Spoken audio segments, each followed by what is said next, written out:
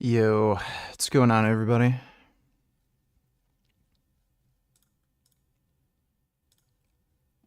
Marinated tofu. It's tasty, chewy, it's the best plant-based chicken replacement. Look at this. This is so good. Awesome. To make it, you'll need a Greek-style yogurt or non-dairy yogurt.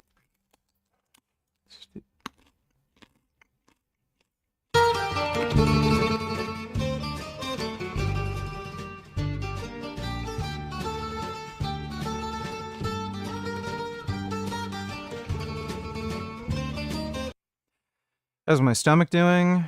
Better.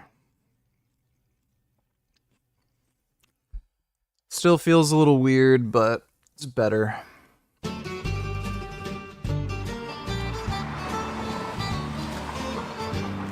right, pizza review time. I'll just put down this water. We are at Little Rendezvous, 120-year coal-fired oven. And let me tell you something, Austin. You walk into the place and you're like, okay, I'm in pizza, like history, pizza magic. A long tunnel entrance. This is an entrance.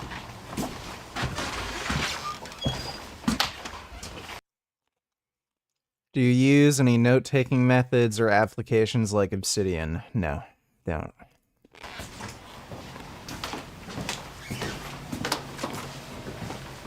This is an entrance.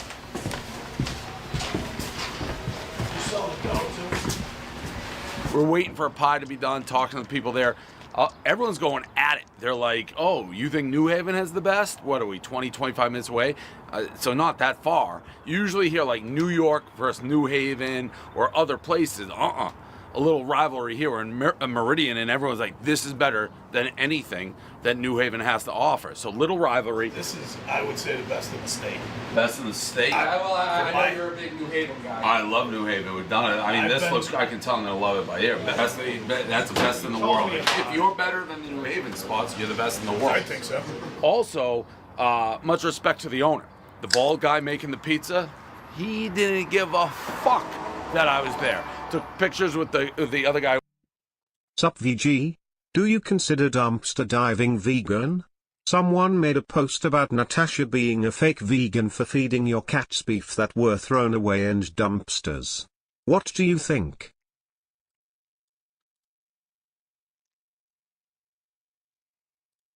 And some T-bone steaks for the cats. They throw out millions and millions of dollars worth of meat every year.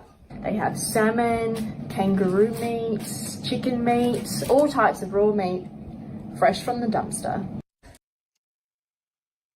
I wouldn't consider you non-vegan if you do dumpster diving and, like, feed your cats meat out of a dumpster. 'Cause you're not violating the rights of anybody.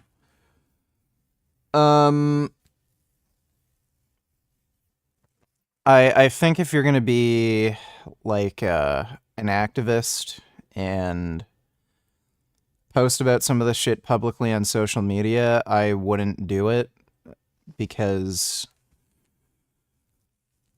like, if you're gonna say there's a moral issue with eating meat, but then either you're gonna eat meat or feed meat to your cats, even if it's gotten ethically, quote unquote, I think it might send the wrong message, but I wouldn't consider somebody non-vegan for doing this. It's also probably not a great idea to feed your cats, like, steak that you found out of a dumpster, not just for hygiene reasons, but it's probably just plain and simple not good for them. It's very high in saturated fat, and saturated fat is actually bad for cats. Thanks for the donation, though, Grey Knight. I work there. People come in. This guy didn't look up. I love it. The owner hasn't looked up. Of course, he hasn't said a word. He's just in the same pose as he is in the article.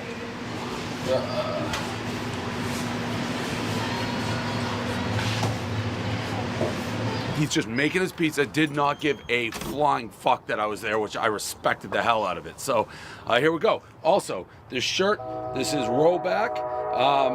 This is a large. I'm getting fatter by the minute. There's like the 12 pizza review, titties coming out, all that. Still looks good.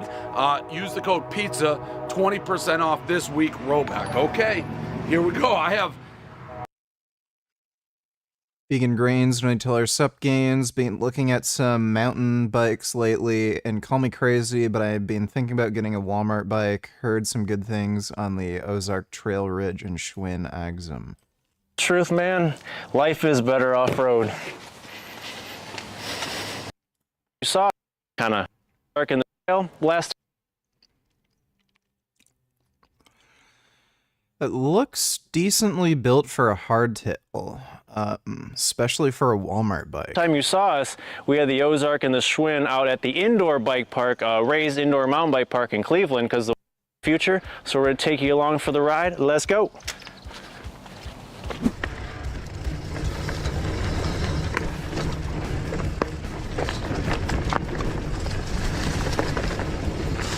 We're gonna hit a jump. Yeah. All right.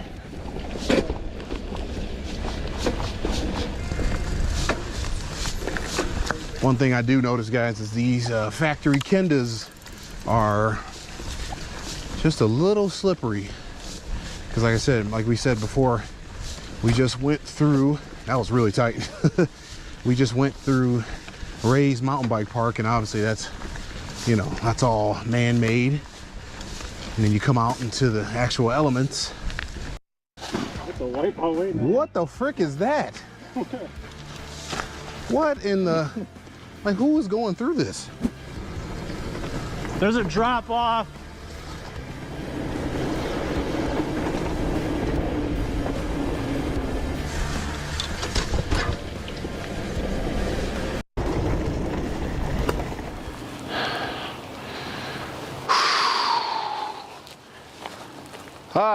And the pedals, it's pretty stock.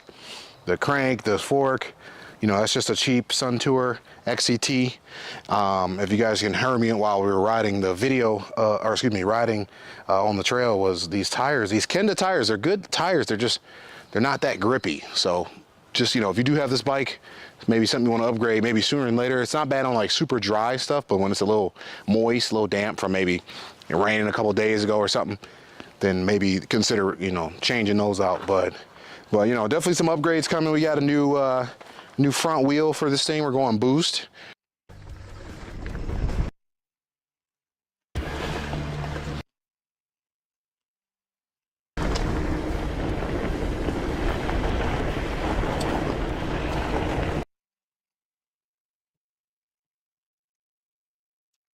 I still wouldn't recommend getting a Walmart bike. There's a few reasons. One, part of the reason they're so cheap is because they have shitty components.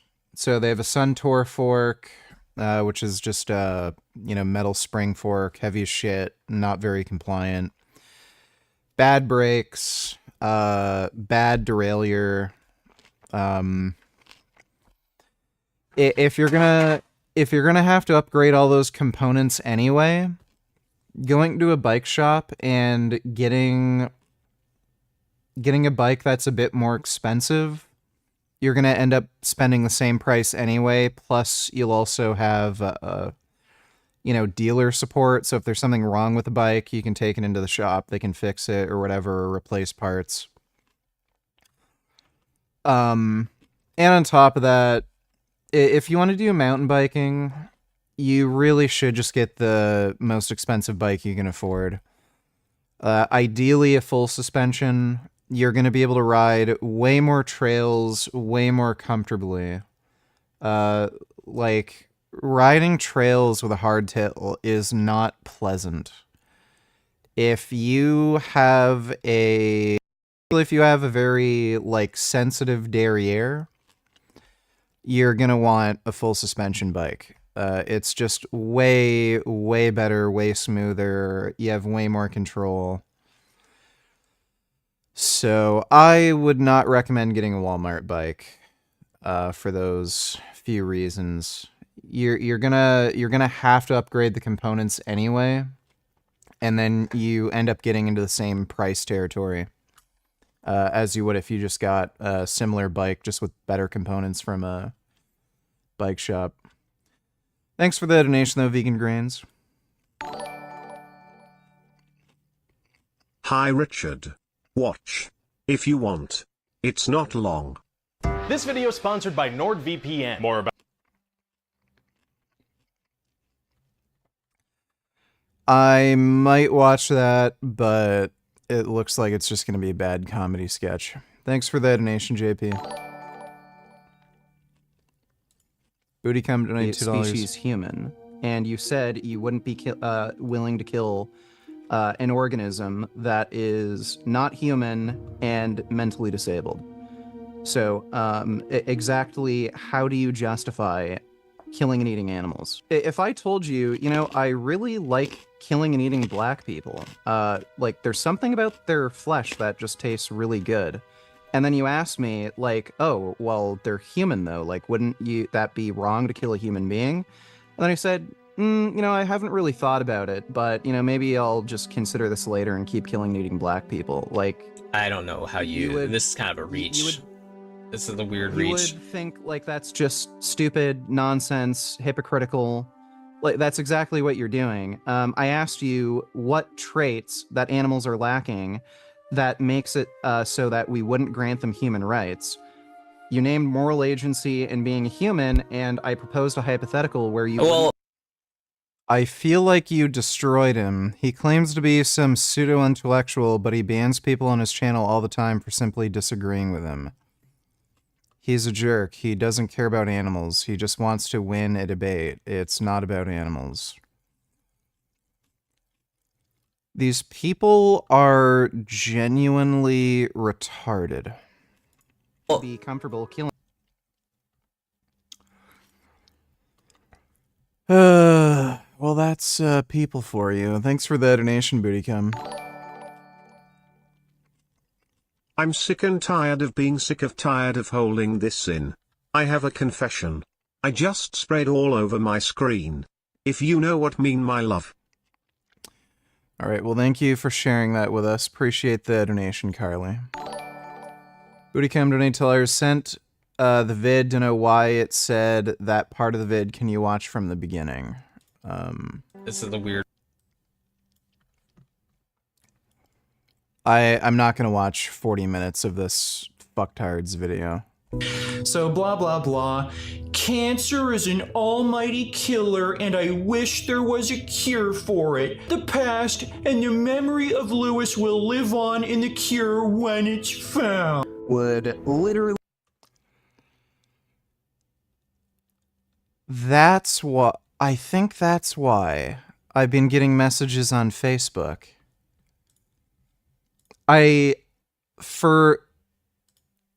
Yeah, the last, like, day or two, I've been getting a fuck ton of new messages on Facebook from people complaining that I made fun of a 7-year-old with cancer. It's probably because of him. I never made fun of a kid with cancer. People are just taking that clip out of context and not watching the whole fucking video.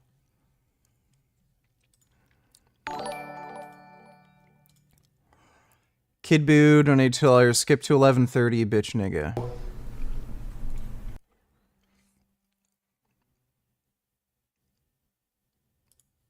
Reference is stupid. Animals do things that people reference dollars. It's subjective if you just gave an Truth objective Bomb metric. donated $100. Using the animal reference is stupid. Animals do things that people should never do. Rodents eat their young. Male dogs will hump other male dogs.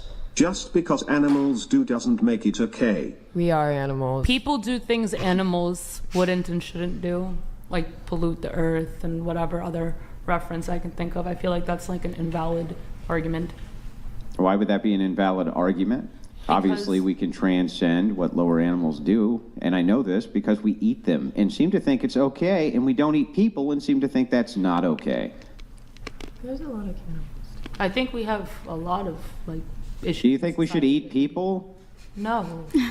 No, clearly you hold people in a different regard than other animals then, don't you? Well, I mean, No and yes. I mean, I was vegan for years, but I'm not currently, so I'm not going to say your claim is like completely yeah, that claim went out the wrong. window the second you had that nice tri-tip steak, didn't it? I do think that we as a society are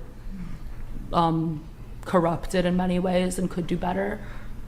Like, if being vegan was more easily accessible, everyone could do it, and we could be ethical and not eat animals, but it's not an easy thing to do either. She's not vegan, and she's saying this.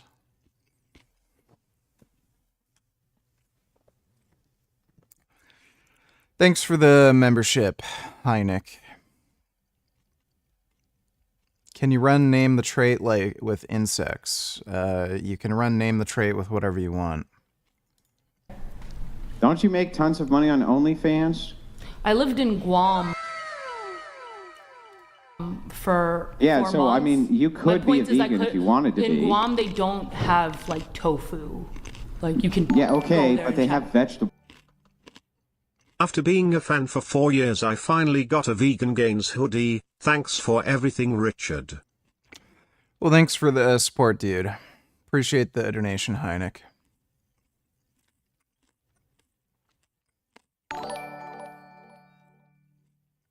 React to this, VG. So I think we all can agree that it's a bit early for us to be preparing for award season, because I think award season technically starts in like... Yeah, I'll react to that next. Thanks, Dodo. In Guam. I guess. Yeah, But so then, you're like, not a protein. vegan because you like to eat meat. So clearly you think that eating animals, consuming their flesh after they're killed is absolutely fine. If you think that that's No, true, I don't think clearly it's you fine. hold people in a different regard than animals. I think we, like, that's why people identify themselves as sinners, because we all do things that are bad, and I think that is bad, actually. Like, no, I don't think it's fine. I You think it's it's socially, bad, but you do I it think anyway, it's socially normal, but I don't think it's, like, good. Then why do you do it? I don't know, I'll stop now. But I don't agree with it, so. You're going to stop eating meat? Yeah, I Really? already did for years. And now suddenly you're going to start again because you suddenly had the realization that it's immoral to Well, eat I meat? acknowledged it was After a immoral. 30-second It's conversation an with immoral me? thing that I've turned a blind eye to, but I shouldn't. You're right. We shouldn't turn a blind eye to that. It is immoral. It's immoral to eat meat. This girl is dumb. He's wrong, but he's smarter than her. I think so. Okay, so you're never going to eat meat again. You're right. And do you consider eating meat to be on par with human cannibalism? I don't know about that. Well, if the answer is no, and you don't, then you must hold animals in a different regard than you hold humans. So just saying that we're That's animals would still reasonable. make no sense. I agree with the fact that I hold animals, and we as a society, and not just myself, but yes, including me, hold animals in a different regard than Right. other So if you do, then just saying that we're animals would be a silly argument, But right? we Because are. you clearly believe that there's something distinctive between us and animals, or you wouldn't eat I their think any other flesh, right? I think any other animal would favor its brethren and its species over us. No, they other don't give a species. shit. Animals eat each other all the don't know time, that. including within their own species. Not every animal. I didn't say every animal, Okay. but many of them do. I And think there almost are all the ethical carnivores will eat their dead. We don't eat our dead. Truth Bomb donated $100. At the end of the day, when human remains are discovered, they can be identified by bone structure. They don't look at male bones and say, I wonder if this person identified as a female. This is crazy. All right, well, that was weird. like February or March, but the organizations themselves that run the award shows are knee deep in prep, and they're having to make some very serious decisions, changes that could redefine the way that they're run and the way that they're seen in our socio-political landscape. They have to decide whether they are going to have non-binary categories. I know, guys, it is heavy, heavy stuff before we get into this. Would you call people who kill herbivorous insects? If so, what would the trait be?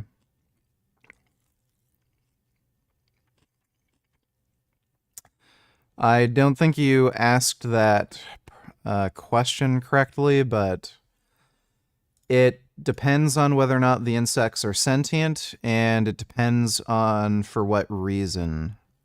The story though, make sure that you like this video, subscribe to the comment section channel if you have not already, and of course, ring that notification bell so that you never miss one of our uploads. All right, so obviously as more and more people come out as non-binary and choose to go by they, them, or whatever pronouns they've come up with, there has been a huge push for gender inclusive and gender neutral spaces, especially in award shows, which makes total sense because these are the awards for the entertainment industry, it's Hollywood. Of course they are the ones that are going to be wanting the gender inclusive spaces. I think you can catch where I'm going with that because it's a certain type of people in Hollywood. Anyway, they have been advocating hard for the past couple of years. For example, Emma Corrin, who's one of the stars, one being able to feel acknowledged for your gender identity and what you identify. Step. And As soon as I heard gender identity, I'm checking out. Really jizz my pants if I heard a vegan ended the existence of Penguin Zero or all the way to threatening literal babies. And when I say babies in a stroller, thing that I don't normally do.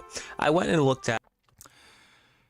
So he started the video with well poisoning. That's great. My Instagram messages, and lo and behold, I saw a message from the infamous and very well-known Vegan Gains. And so naturally I thought to myself, what the hell is this about? So, I clicked on it. And I'll just go ahead and show you guys what the message said. So here is the message he sent me. Hey, I recently saw your video where you claim vegans are lacking B12, protein, and other nutrients in their brains don't work properly. Since you have such a massive physical and cognitive advantage against me since I'm a nutrient-deficient vegan, how about we have an intellectual debate and perhaps some kind of physical challenge like an arm wrestling match or MMA fight? We can debate the ethical principles of veganism, other subtopics like nutrition and health, and then you can show everyone how much bigger and stronger meat eaters are, the vegans, but beating me in an arm wrestling match, or if you prefer, fight me in a cage. I'm patiently awaiting a response. I'm sure. Brett Pooper is such a moron and a bigot. I would agree with that.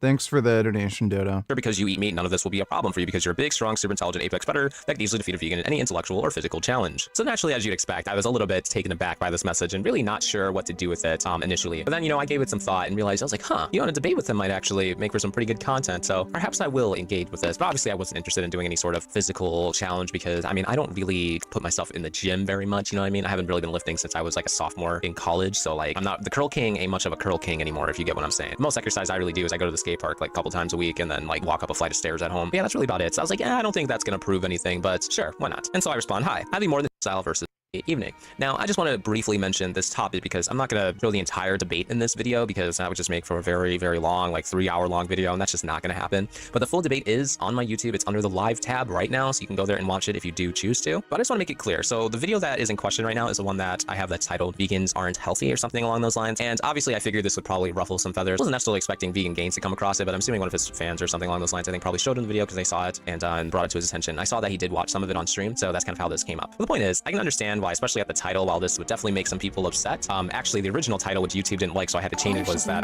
vegan diets are killing people, which... And how dare she discuss women fighting for their rights as if she of all people is one to talk about that. Yes, I would have to agree with you, Dodo. Thanks for the donation, dude. Is obviously for the examples that I showed throughout the video was like kind of true because they were talking. Well, one of the vegan influencers actually died. But either way, if you guys didn't watch that original video, highly recommend it so you can get an idea of exactly what was discussed in the debates. But I won't go into too many details about it. All the content is already there. But what I will be covering in this video, I will be taking some clips and stuff like that from the first half of the debate because Mr. Vegan Gains decided that what we would do is we would discuss first like kind of the ethics, morality of veganism, eating animals, things of that nature, and then afterwards we would discuss the. This guy is a manipulative jackass.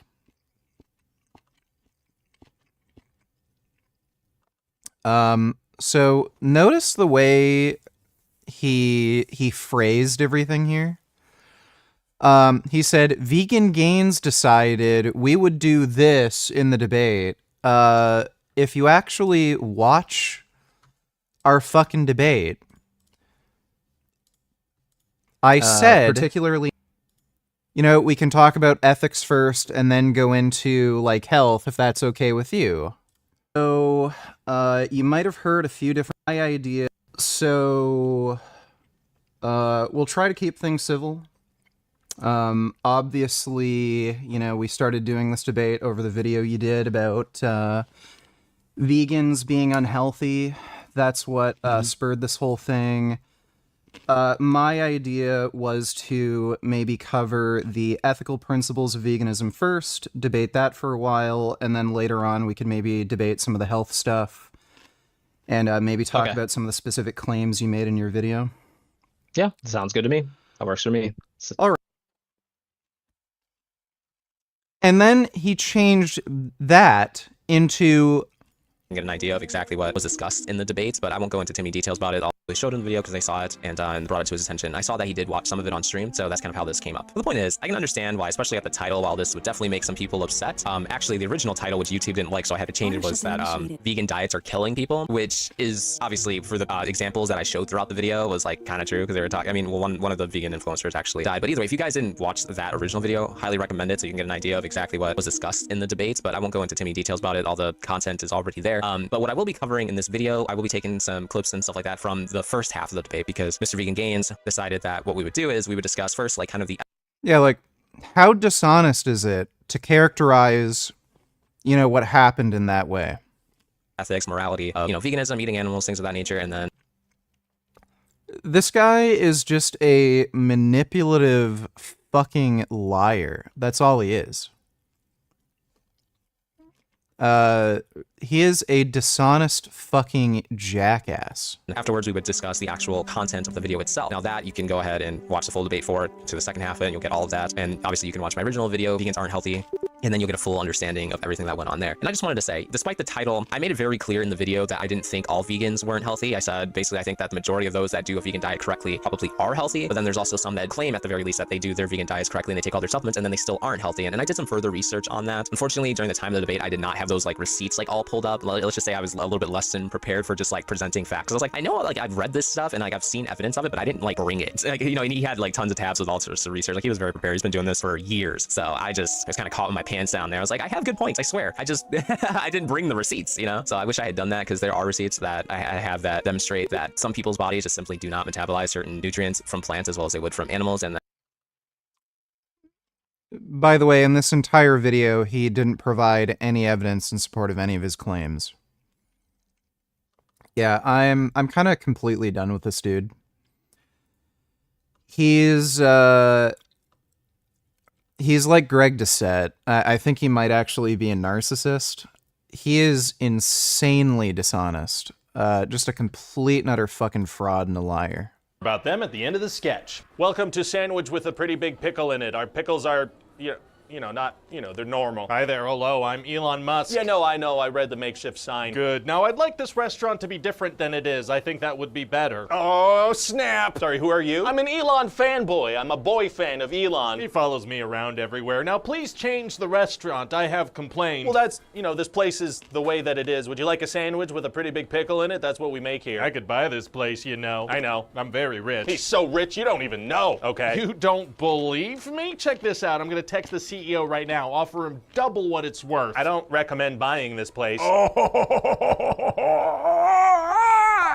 hello, Elon. Oh, hey, you're the CEO I just texted. I am. Listen, the board approved the offer. Oh. See, I don't think you should have done that. Now you're stuck. He meant to do it, idiot. Well, I wasn't serious, so I don't want to buy it. He was joking, idiot. You made a legally binding offer. But I don't wanna. I don't know how to defend this part yet. I'm sure you'll get there. You have to abide by the offer you made. There's dust over there. You didn't disclose dust. Oh, there it is. Sketchy hidden dust. It's still a deal, like legally you gotta buy the thing that you said you'd buy. Well, that's what I always wanted. This guy's playing 4D chess. I don't know, I kind of feel like he's playing Monopoly, complaining about the rules, hoarding all the money and somehow still losing. Yeah, he's a genius. Okay, so you can't be communicated with. Got it. Okay, now tell me how this place works, and keep in mind I know exactly how it works because of how smart I am. Oh, okay, well, there's a whole staff back there, and they make the food and make sure the place is running smoothly. Right, so let's fire them. What? Oh, brutal. He doesn't give an F. But he should, though, right? Like, this place isn't gonna work without the people that make it work. Let's remove the locks on the doors. If it doesn't feel safe for people to come here, I don't know that they're gonna come. Let them leave. That's how we make our money. No, now we will charge people for things they don't want or need. Yeah, I'll pay for that. What? I will charge people for priority seating and priority ordering. I've sent you some money, sir. And what's with this branding? Nobody Ev, no one likes it. We make sandwiches with pretty big pickles. I feel like this reflects that. Let's change the name to just a letter. Let's call it Zed and make the branding unrecognizable. I think that's a good move. Business-wise, the restaurant has an internationally recognizable brand name and it's very much part of the culture. Yeah, Zed sounds cool. I like Zed. Nobody's gonna call it that. Zed? Okay, some people might call it that. Adopt me, Elon! This place doesn't seem to be doing so well, and it's because people are attacking me personally. That might be part of it, sure. This report says that this place is already worth less than half of what you paid for it. I'll divert some money from one of my other companies. That'll help. I don't know that investors of your other companies will like that. He's playing 5D checkers over here. Why aren't people coming in here anymore? Well, I mean... And keep in mind, more people are coming in here than ever. What? And I'm gonna sue the people that are not coming in here anymore because they're costing me my business, which is the best it's ever been. He's playing 6D Connect 4. The kitchen's already on fire. Zed is thriving. I think I quit. Actually, no, you're fired. So I get severance? Okay, cool. I've impregnated one of the female employees. Oh, God, do you do that at every company you buy? Adopt! Ethan Klein confronts Sneeko on a FaceTime call on Bradley Martin's podcast. Skip to 45:30. He is. The whole interaction was hilarious. 45:30. All right, we'll watch that next. Thanks for the donation, nigga. To me, Elon. Yeah, that was basically how Elon ruined Twitter. Well, see, that's the problem. It's accurate. Oh man, I hope he answers. I called him earlier. He's getting, sorry, I'm busy teabagging another man. Oh my God. Oh, I can feel your eyelashes tickling my balls right there. I feel like we need to get a hold of him because it's like, he's not going to defend himself. Can we Yo. All right, guys, quick orders for the podcast. Green Chef, check this out. Green Chef is a meal delivery service that allows you just so that you basically don't have to go to the grocery store. You have no guesswork. You just get the food directly to your door. You don't have to figure out. And right now, honestly, it sounds like they're giving it away for free. Just giving away free food. Chef.com / an additional 20 years. It sounds like you're paying 20%, 50 to 10% off. Let me talk to him. Okay, here. Yo. Ask it. You didn't answer my call the other day. You didn't call me. I did. We're on a podcast. I'm staying completely out of this. This is between two people. Ask it. Should we have him ask him? No, not me. Here. I don't want him to know. Ethan is here. Would you want me to ask him? I don't feel comfortable asking it. Okay, here. Yeah. All right. Yo, Sneeko, I'm gonna tell you I this. didn't want him to know, but go ahead. I've showed you mad love this podcast. I've said, yo, Sneeko's been It's true. respectful. Have I not? No, you've talked very kindly of him. I said, yo, I respect Sneeko. He asked me why. I said, yo, he's me since day one. He's never switched up. So I've said that. But he brings us in here, and now we're watching a clip about you talking about a sex party. Where the part where some dude's eyelashes tickled your balls. I can't. What is that? You heard that. I want to do this. He's talking about this video. Can they hear him? Hold on. Can the audience hear him? Yeah, if they're on. So he goes. Sorry, what was that? I was like, yeah, you heard me. You heard that. Okay, what does this have to do with the podcast? Well, I don't know necessarily how we got here now at this point. I'm a little confused. Just but ask him how many Jews died in the Holocaust. Ethan wants me to ask you how many Jews died in the Holocaust. I have no idea. Put the phone up to the speaker. Yeah. Okay, so what does this have to do with the video? Don't answer. Don't judge. What is it? I don't Come on, bro. what are you Just trying to answer. No, so He's because dodging. I was saying that he should debate you, and then we started talking about you, and then he started like giving his opinion on you, and then he was. Tell him instead of playing these clips and trying to do like common snaky tactics, like we could do the debate that he called out for. If he's too afraid to do it, then Ask fine. him Like, he to can stop. continue to do the same Can I talk to tactics him? that I'll we've talk to him. seen. Yeah. Here. Ouch. Hey, Sneeko. Use the mic. You called to do this debate. Sneeko, can you hear me? Yes. Can you hear him? Is it picking You just got to up? put him like this against the mic. Where's the speaker on the top? It's on the bottom. The bottom. Oh, the bottom. Sneeko, how many Jews died in the Holocaust? We'll do the debate that you all called for whenever you want to do it. It's such a simple question. I'm not gonna do this on FaceTime with you. Why? You know how I feel about what you talk about and everything you do. How many Jews died in the Holocaust? Why? That's such an easy. That's like a softball, right? I mean, I wasn't there. How many? There you go. What do you think? Well, I mean, it's about 6 million, right? Is the general historical estimate? Yeah, it was exactly that. No more, no less. It was exactly that. Let's do Wow, that is like so. That's like the dumbest, lowest IQ take ever. Do you really think people are saying? Hold on, Sneeko. Do you really think people are saying that exactly 6 million Jews died? Like, I mean, exactly that, yeah. So you're pretty dumb in bad faith if that's where you're starting from. All right, if I'm so dumb, then do the thing that you call for. You said you weren't at the Holocaust, so you don't know. You're a Muslim, right?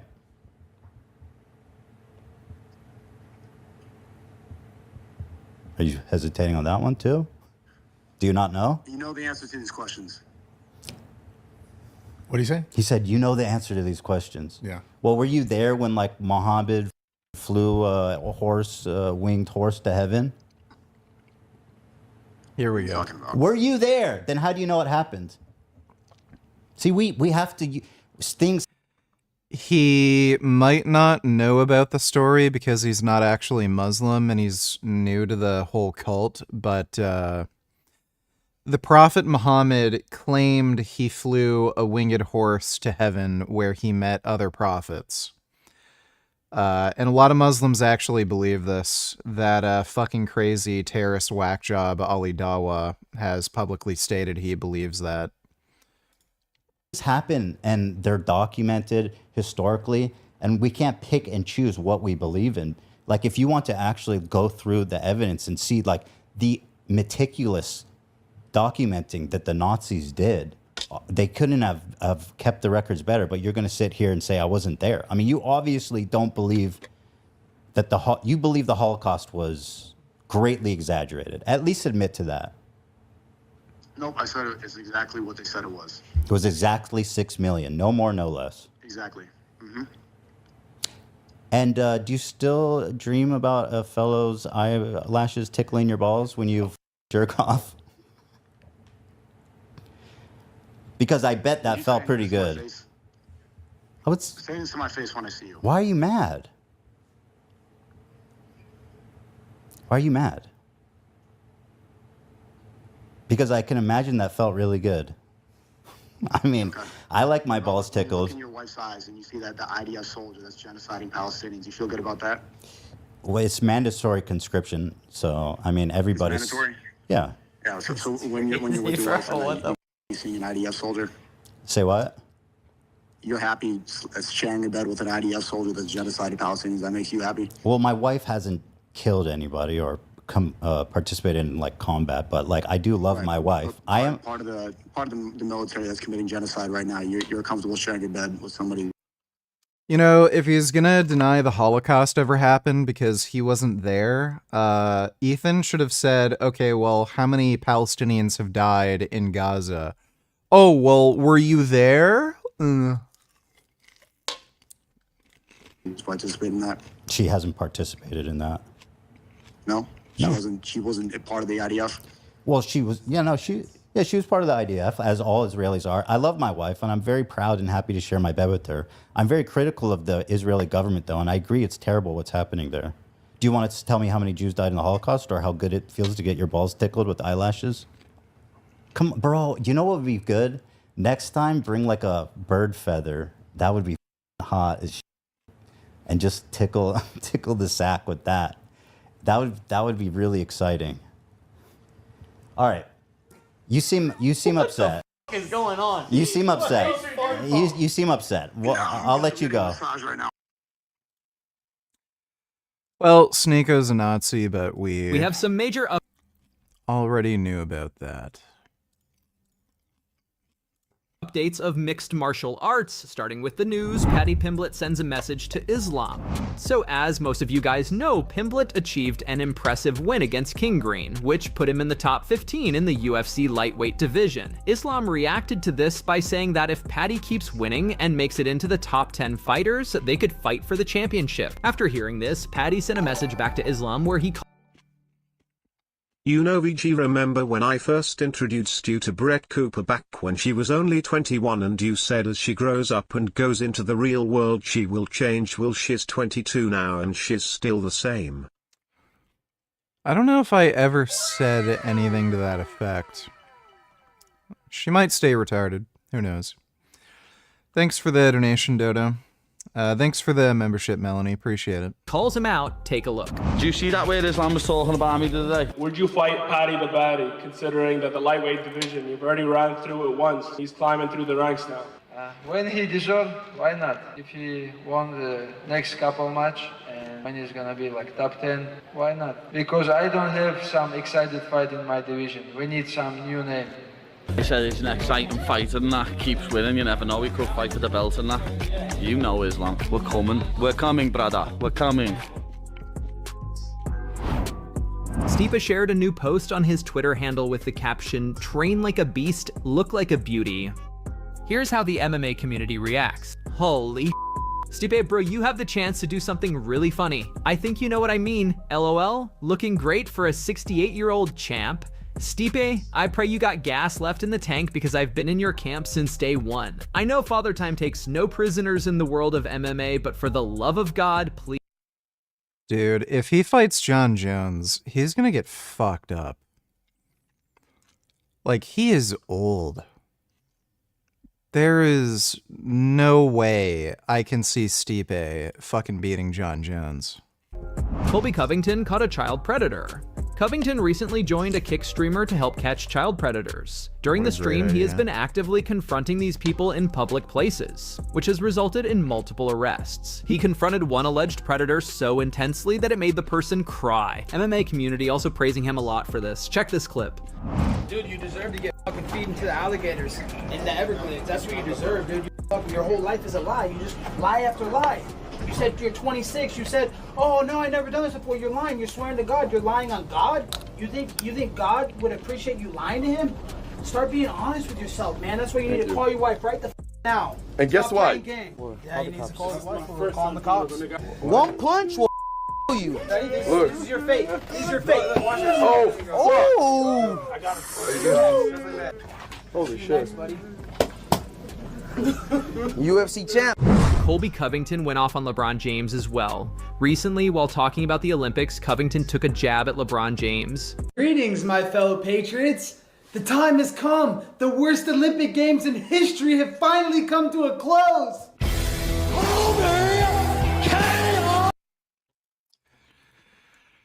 It's gonna be interesting seeing what things will be like after Trump loses. I wonder how people will take it. All right, how about we watch Frank's eye surgery update? All right, guys, we're going to do an eye surgery update. Apparently Hamas supporters aren't through with Kamala Harris. Soundly alarm for Gaza, noise demo outside New York Dems, Killer Kamala campaign event.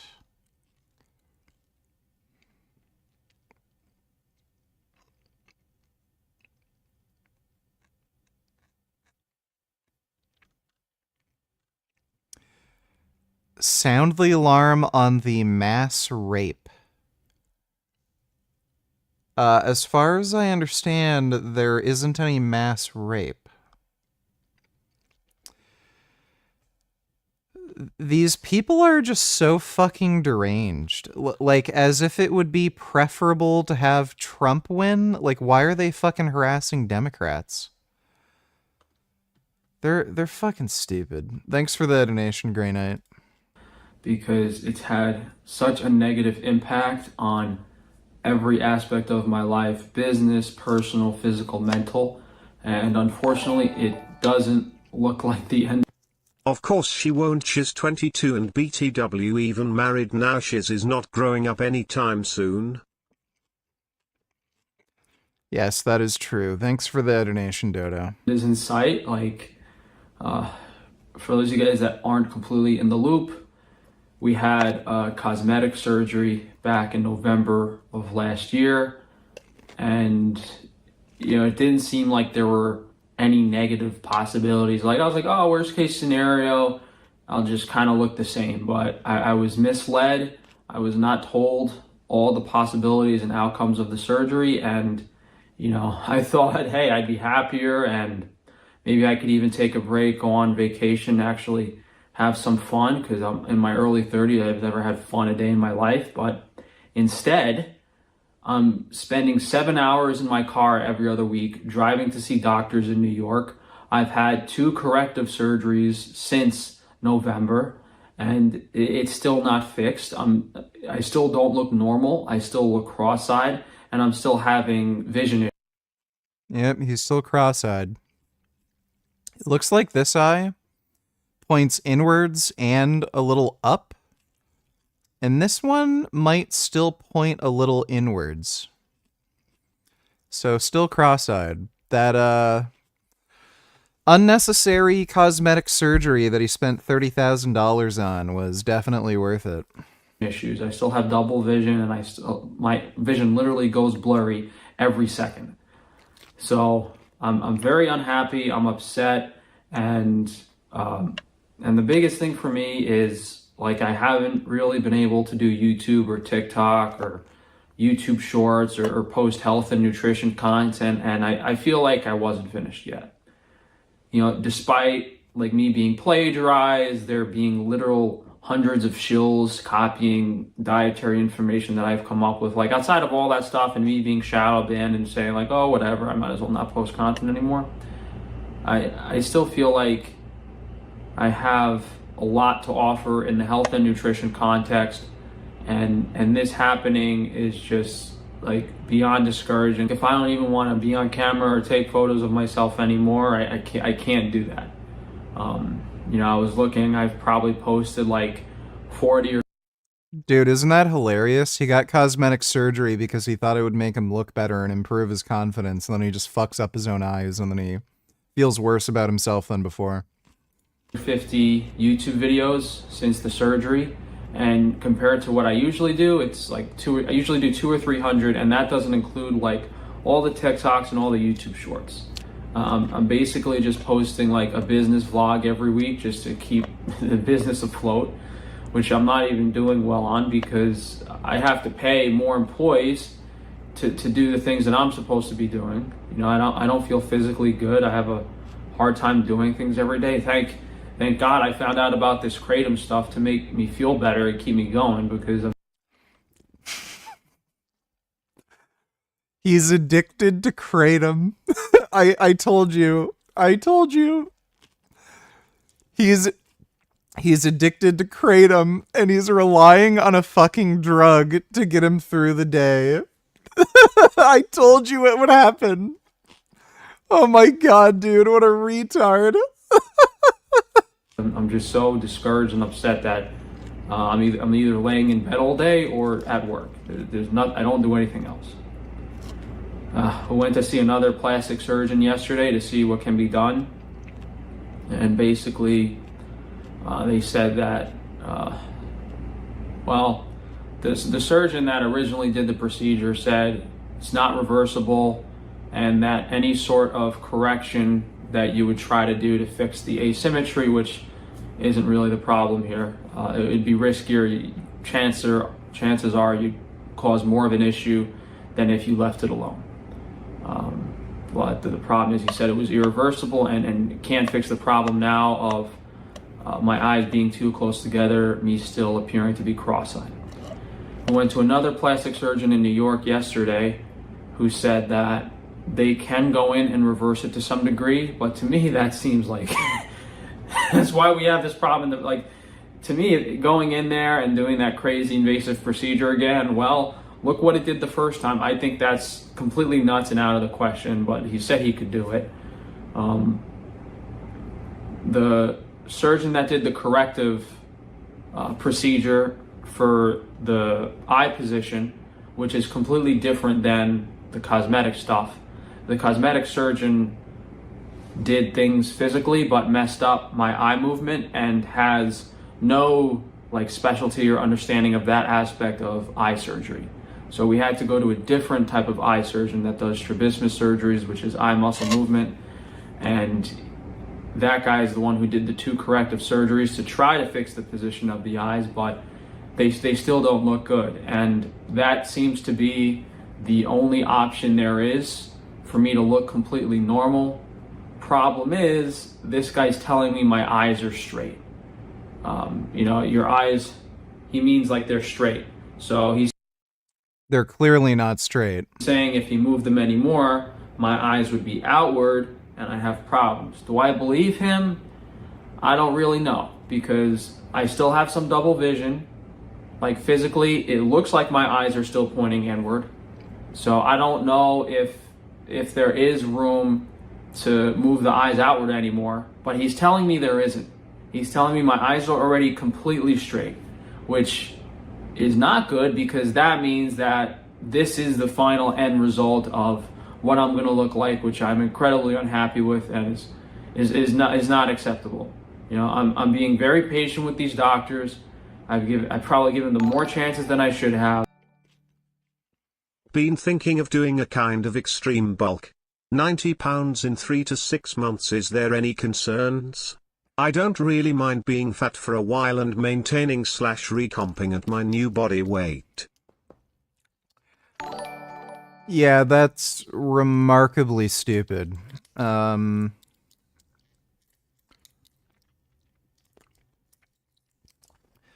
So gaining all that weight is not going to contribute all that much to any lifts. You might see your bench press go up, you know, a bit, but it's not going to help massively. You might get like a 20% benefit from doing that versus just a slow, mild bulk where you maybe gain 20 pounds. Terrible for your health, especially if you're going to consider gaining that much weight. You might want to check and see if you have any genes for diabetes, because if you have a genetic risk for diabetes and you gain 90 pounds of pretty much pure fat in the space of 3 to 6 months, you're really, really going to massively risk giving yourself diabetes. So that's just fucking stupid. Don't do it. And there's, like, I don't even know what you mean by recomping after you gain that much weight. Like, you don't recomp from that. You're going to be almost 100 pounds overweight. So you're just going to have to lose like 100 pounds. So no, that's just stupid. Thanks for the donation, Heineck. Dota donated $2. Let me see.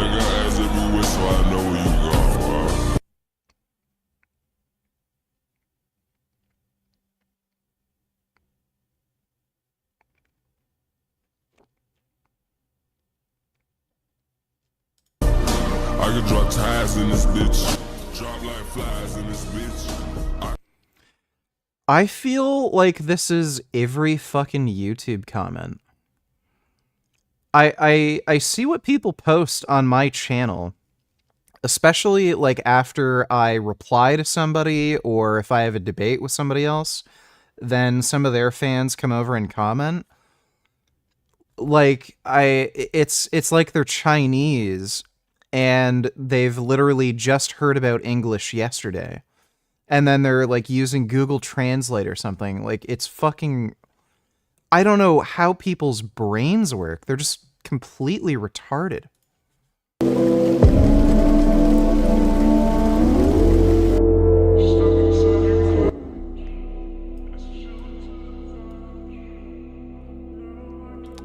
think I'd choose that.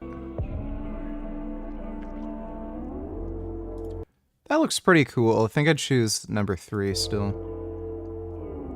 Yeah, that looks nice. Yeah, I think I'd choose number 3. Pick one. After a long day, you need to clear your head. Which relaxing spot are you choosing to chill in?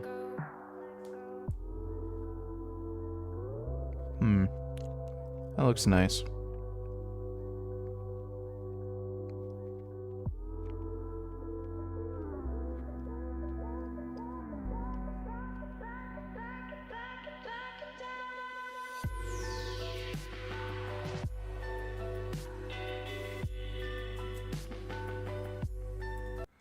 I think number 7. I'd choose 7. Thanks for the donation, Dodo. Vegan Grains, $20. What about the Trek Marlin series or Giant ATX VG for 500 budget bikes? Would those be okay? Let me see.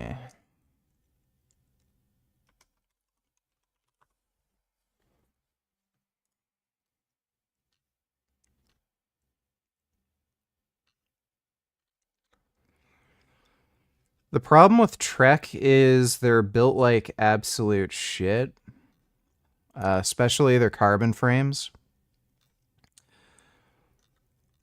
I would never get a carbon frame Trek. Their aluminum frames might be fine though. They have a huge issue with their what do you call it? The crankcase being misshapen. I don't know if they have that problem with the aluminum frames, but I know they absolutely have that problem with the carbon frames.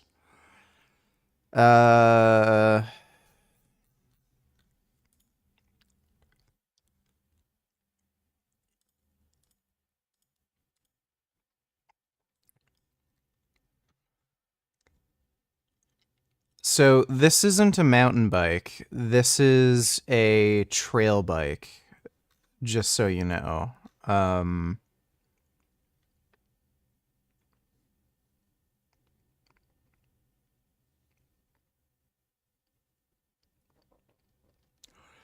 This also only has 100 millimeters of travel. I would get at least 130 if you're going to go on any trails. Like, that's the bare minimum. Like again, this isn't a mountain bike.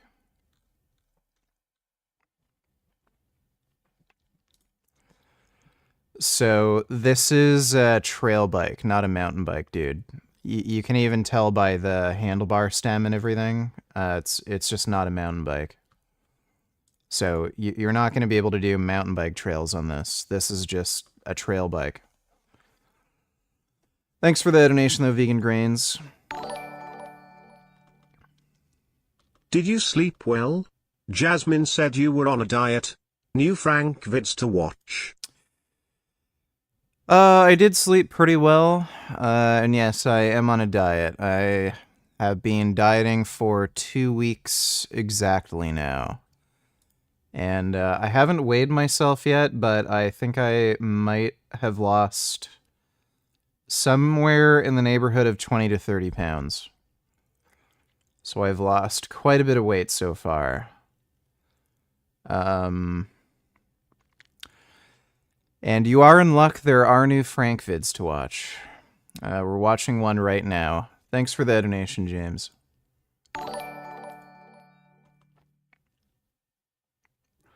Dodo donated $2. Bro, I didn't see this. You clowned on him. What the fuck? You need to upload highlights from this debate. This debate is insane. Title: Vegan Gains Destroys Anti-Semite in Discord debate. Basically went in and taken out the leaders. Oh, okay. Just like in Call of Duty Black Ops, they should have snuck into the Russian, organization and killed the leader. Just like in Call of Duty, they should have done that. Yeah, I'll probably upload that one. Thanks for the donation, Dodo. And I want this to end the best for everyone. And I guess I'm going to have to give them a few more chances and try to sort things out. And right now, I'm consuming about 130 grams of protein per day. The reason it's not higher is because I'm eating like no calories. It's 850 calories per day. And I think the only real option here is maybe try to convince this strabismus doctor, hey, let's go in, let's move the eyes outward a little more. Let's see if that, because that seems to be the only thing that can fix the appearance at this point. That initial cosmetic surgery should never have been done. The doctor has enough experience. Do you measure waist circumference when dieting? Not exactly. Like, I wear jeans and a belt when I ride my motorcycle, so I'll know if my waist circumference comes down because my belt has to be tighter. Like, I would assume he would have identified the risks and said I couldn't be a candidate, but I don't know. But no, it's already been 9 months. I'm sick to my stomach dealing with this and thinking about it every day. And the idea that 850 calories per day, won't you lose muscle? Not necessarily. So I have really good genetics for retaining muscle mass. When I diet, it's very easy for me to hold on to muscle. If I ever get injured and I can't train for very prolonged periods of time, I rarely ever lose any muscle, and if I do, it's a very tiny, tiny bit. So, so far, haven't lost any muscle. The last diet I did, where I did a very aggressive caloric deficit, I actually gained muscle. So, and like the biggest factor for maintaining muscle while dieting, it is going to be partly nutrition, but a big aspect of it is training. So if you can maintain adequate training volumes and train hard enough for long enough, you'll retain muscle. But so far, so good. I would say I'm holding on to muscle pretty goddamn well, if I don't say so myself. Dodo donated $2. Love how Kamala puts a picture of Trump that makes him look weak and old. Subtle good strategy.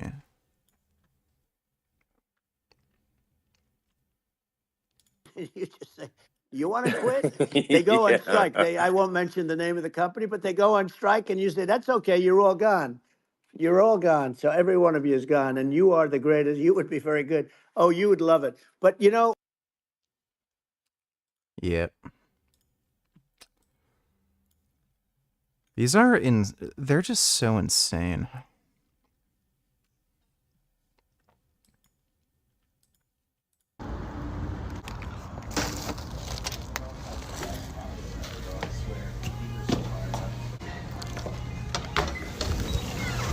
Tacos and the egg roll. Hey.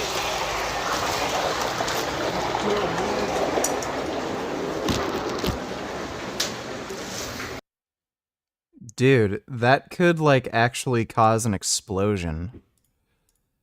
This guy is a fucking asshole. I just swallowed a whole cup of soy milk and guess what I imagined it was instead of soy. Wink wink.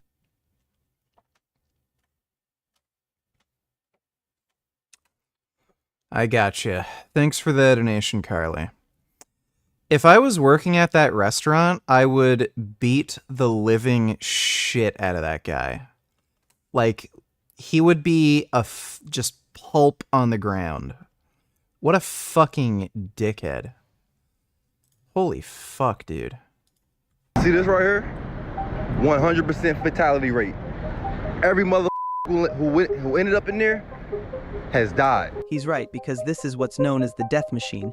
And what you can't see is an 8 to 10 foot wall under the water, which creates a current similar to a washing machine. And you would be lucky to get out alive because these are the most dangerous types of dams. That's why if you're kayaking, you should always take a friend and carry rope. Paddle, paddle! Oh, no. But in this next clip, you'll see how professionals train for this exact situation. But let me know what you think.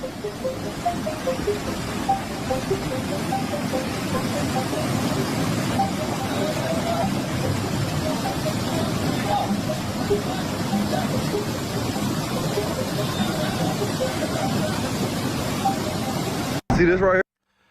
I'm a pretty strong swimmer. I might be able to get out of something like that, but if the current's too strong, you know, you'd still get, you know, taken up by the current.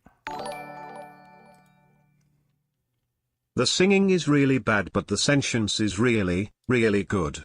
Joey, may I ask you Oh my God. why are you so...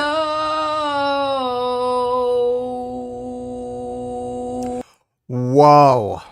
Oh my God, that is some good sentience. Jesus Christ, look how sentient Joey is. Oh my God.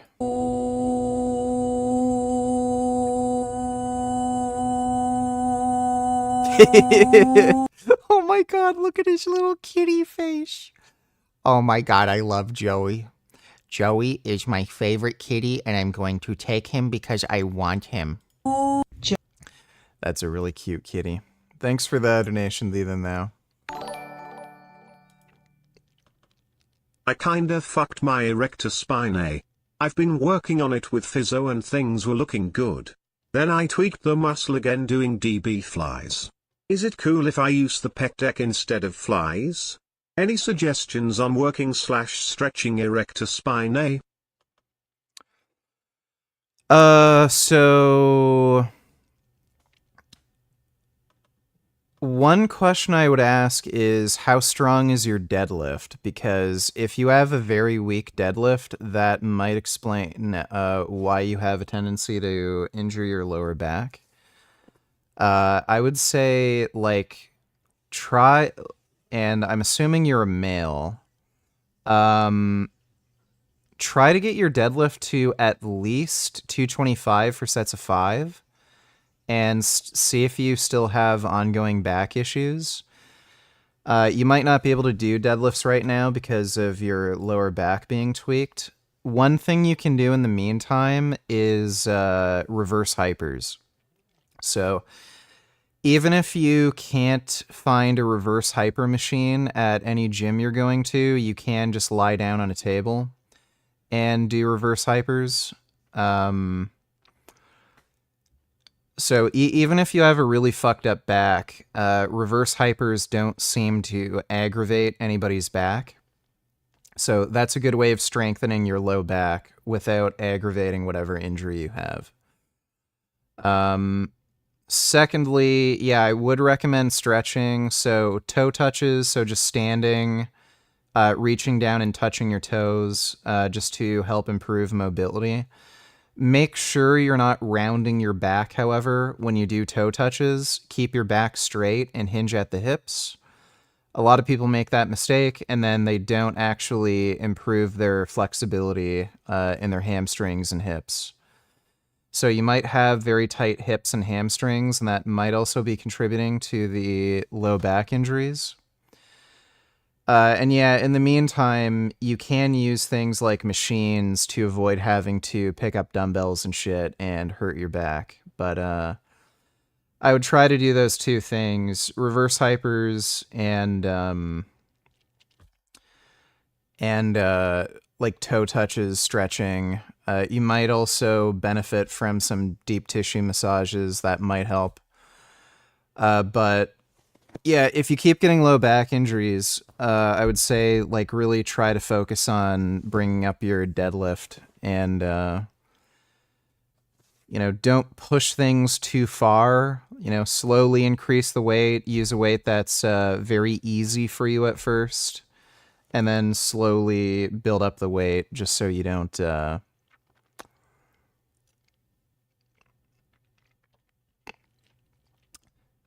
hurt yourself again. But yeah, Louis Simmons, he broke his spine squatting, and he used reverse hypers to rehabilitate his back. So if it worked for him, should work for you. I've seen a lot of other people benefit from reverse hypers with back problems. Thanks for the donation, though, Sander Bling. Hope that helps. Grey Knight donated $2. Is this accurate? Oh yeah, and I'd recommend wearing a weight belt too. Anytime you have to pick up anything particularly heavy, you should probably wear a lifting belt. So if you're gonna do like dumbbell presses or dumbbell flies where you have to pick dumbbells off the ground, I would recommend wearing a weight belt. Is this accurate? How much protein per body weight on a scale of 1 to 10. How much do you agree with this? Be eating 1 gram of protein per pound of your body weight. The research suggests that you don't benefit from consuming more than 0.75 grams protein per pound of body weight. If you correct for potential errors or like outliers in the data set that are very anabolically resistant, it's as high as 0.82, but there's not really any need to eat 1 gram per pound. And if you don't, you won't be able to lose fat or build muscle. No. Weight loss, and I think he's talking about fat loss specifically, is entirely dependent on being in an energy deficit. It doesn't matter how much protein you're consuming. If you're in an energy deficit, you're going to lose body fat. Secondly, the idea that if you don't eat 1 gram per pound, you can't build muscle, that is just like absolutely retarded. You can look at nitrogen balance data. You'll see people get into a positive nitrogen balance at very low levels of protein intake. You've probably heard some butt muncher on the internet tell you that before, but is it actually true? The truth is, it depends on your goal. If your goal is to only build muscle, then that could potentially be a good goal. Or if your goal is to fix that skinny fat, where you don't need to lose a ton of weight, but you don't have that tone-defined look you want, then a gram of protein per pound of body weight might be a good goal. But if your goal is to lose 20, 30, 50 plus pounds, and you want to build muscle at the same time, then you do not need to be eating 1 gram of protein per pound of your body weight. Not only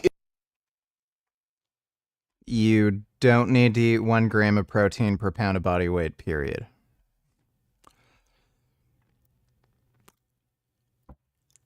So, I would say I disagreed with just about 99% of that. That guy's retarded. Thanks for the donation, Grey Knight. Dodo donated $2. This woman is running for Senate. The wars are escalating everywhere, as you are no doubt aware. The Ukrainians invaded Russian territory in the Kursk region. Apparently, some number of civilians have been killed. This will not change. Ukraine is not killing civilians. The outcome of the war, which Russia is going to win. I don't know any reasonable person who's looking at any objective facts on the conflict, like how they can come to the conclusion Russia's going to win. But I'm sure it is increasing the pressure on President Putin from people in Russia. Okay, she's a Russian agent. Notice how she said Putin? Putin. So she's talking with Russian agents, telling her what to say. Nobody says Putin. Americans say Putin. That's how they say it. Putin is the way, like, Russians are supposed to pronounce it. So some Russian agent has been telling her exactly what to say and how to pronounce Putin's name.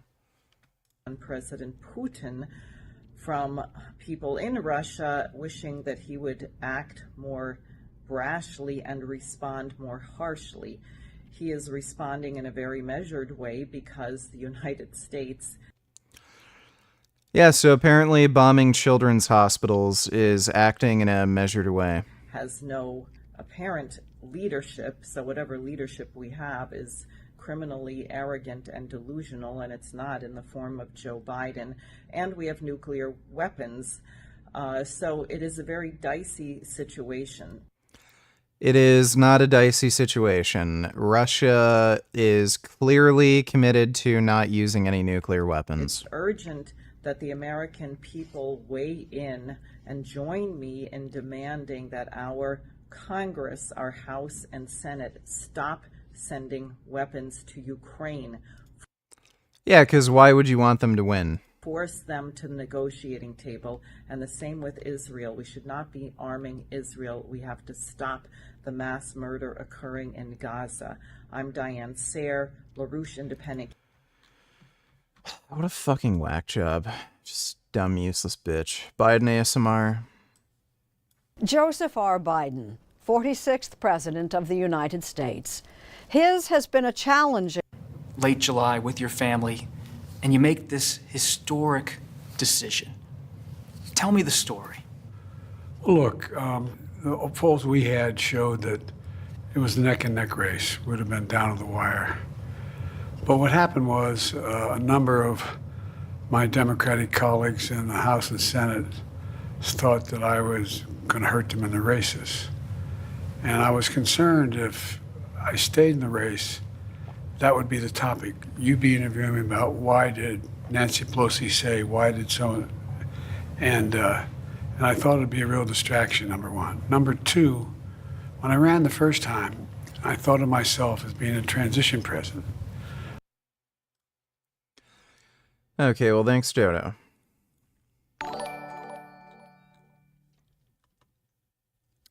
L donated $2. Is it okay to kill wild salmon? Probably not. Oceanic ecosystems are kind of complex, and if salmon are preying on smaller fish, those smaller fish are also probably carnivorous. Thanks for the donation, L. Hey Carly H, I have a small fucking dick. Would you still fuck me?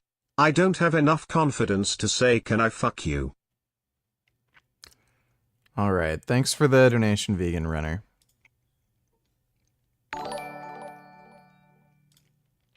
I'm male. And the injury is in the mid-back or upper portion of the erector spinae. Okay,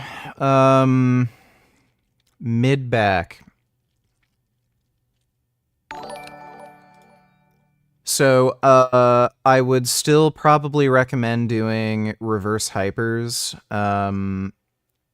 Oftentimes, you might get injuries to your, to that region of the spine, because you have a weak low back, and you end up having, rounding of the spine when you're lifting.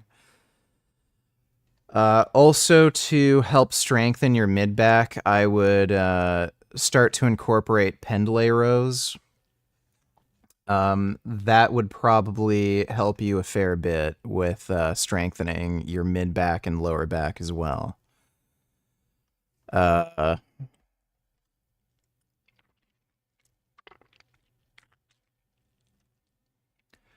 You can also do front squats. Front squats might also help strengthen your thoracic spine.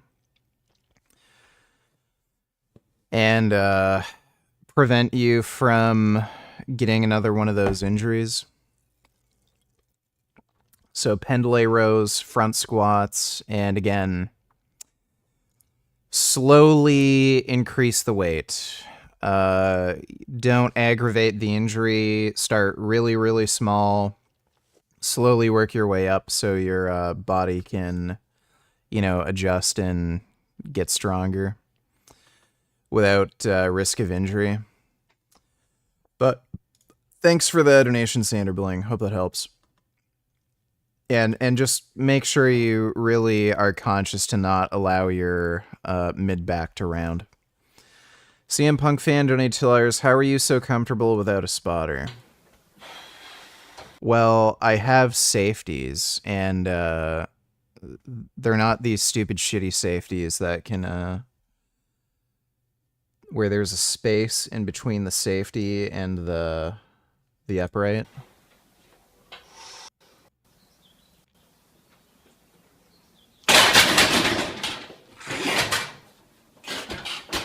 Yeah, this guy's just stupid. I don't know why he would have done that. He tried to rack it, but he had the safeties there. So, that's just stupid. Another time I had a friend of mine killed and I was very upset. And I asked this Vietnamese for his ID card, and he said, "Come biếc," and that means I don't understand in Vietnamese. And it just pissed me off, so I pulled out my knife and I killed him. And it didn't bother me at all. I just called in, I said, "One VC killed." And they said, "How do you know he's a VC?" And I said, "Because he's dead." And they laughed and said, "Okay," you know. And I'd come in and people would ask me what's going on out in the front, and I'd tell them. And they keep it short for how many kills you have. And I'd come in and they'd show me how many I have. And what it is, every time you kill someone, you have to report it. And you have to search them for papers and stuff. But this is something else, body count. If 10 of us would go out and I'd come back with only 5 men, we'd lost half our men. And you couldn't say that you didn't see any enemy. So you could have only killed 1 enemy. And by the time it would get up to the high command, you know, you killed 50 of them because they couldn't say that they lost 5 men taking 1. So the body count's a bunch of shit. You know, what they say and what they get is different things. Like, you'd read the newspaper on Operation Medina.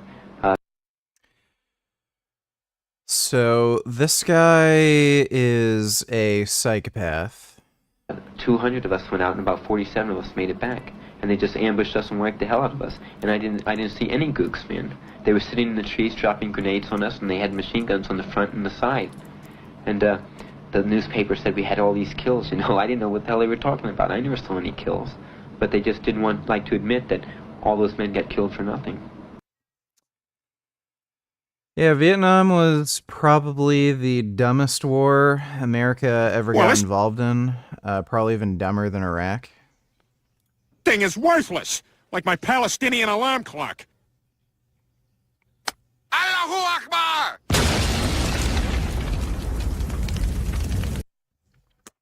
Based. Thanks for the donation, CM Punk fan.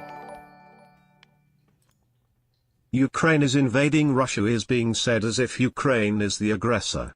Pushed by Jackson Hinkle, Dave Smith, Breaking Points etc. The loser coach Red Pill deserved IT. Do you think the anti-war term is a red flag? Usually a sign of US bad brain rot. The whole, like, I don't understand how somebody can have an anti-war position. It's kind of fucking retarded. Like, presumably you would be in favor of a war if it's, like, necessary and it's a just war and you're standing up for rights and freedoms. So if you're saying you're anti-war, like, are you saying you would have just let the Nazis invade? When like, anti-war doesn't make any sense. I think what they should say is, I'm anti-pointless wars, or anti-bad wars, or unjustified wars. So yeah, it's fucking dumb. You shouldn't be anti-war. You should be anti, like, genocide, or anti-pointless war, or, you know, something like that.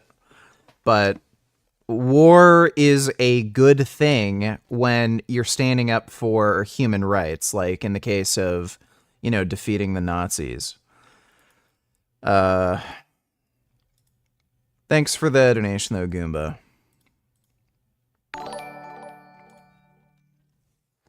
You didn't watch the end of that post. That guy was saying if you want to burn fat while gaining muscle, you should take your goal body weight and multiply it by 0.8, and that equals how much protein you should consume per day. No. If you're very overweight, so you're like over 50 pounds overweight, that would make sense. If you only need like 10, 15, 20 pounds to lose, then, like, oh my god, this fucking fly, dude. You don't need to do that. Thanks for the donation, though, Grey Knight.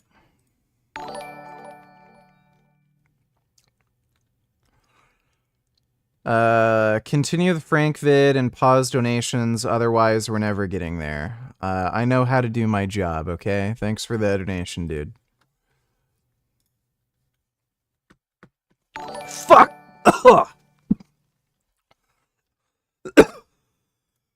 Oh, I hate flies. L donate $2. So how is it okay to kill wild pigs? They could be eating snakes and frogs and things like that. Both animals are omnivores. Salmon are probably eating other omnivores.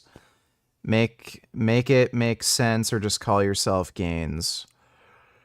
So, wild boar in the US are an invasive species, and they'll kill and eat literally anything that's smaller and weaker than them or that they can overwhelm. So they'll kill and eat rabbits if they can get a hold of them. They'll eat baby rabbits. They'll even eat small dogs. They literally kill and eat anything. They also, like any kind of birds that lay their eggs on the ground, they'll eat those bird eggs, decimate bird populations. So, again, chances are killing wild boar would reduce the amount of rights violations taking place. That's why, in all likelihood, it's probably ethical to kill wild boar. Thanks for the donation, though, El.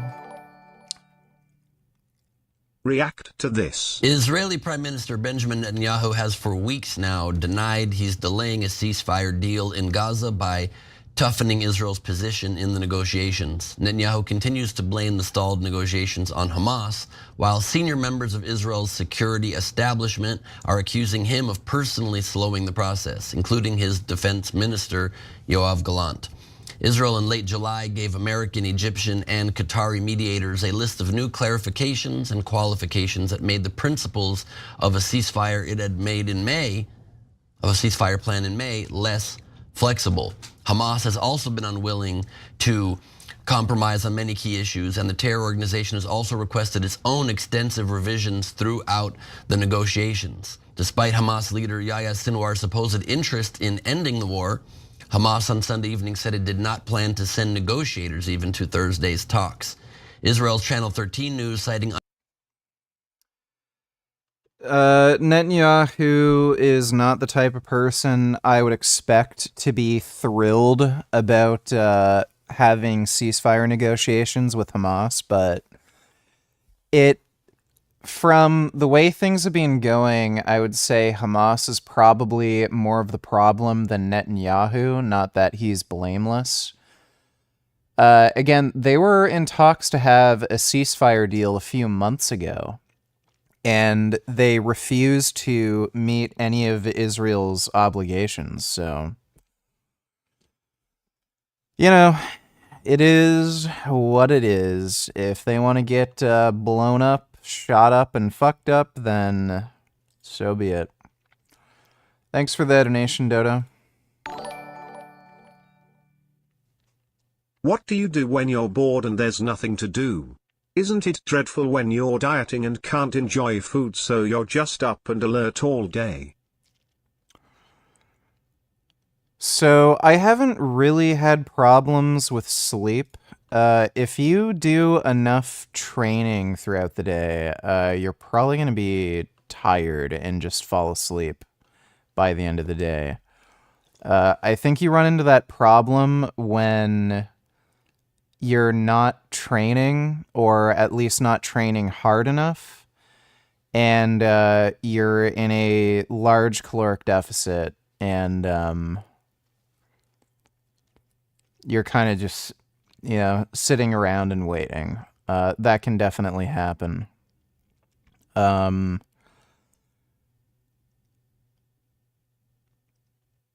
don't really get bored. There's always something to do. I can always talk to somebody. You have the internet. You have all of human culture to watch and read and look at on your computer or even your phone. So there's always something to do. There's always something to learn. If you're that bored, you can always just exercise and train and just burn more calories and lose more weight. So if you're claiming you're bored, I think you're just being lazy. There's always something to do. You can go outside and walk. You can ride a bike. You can rollerblade.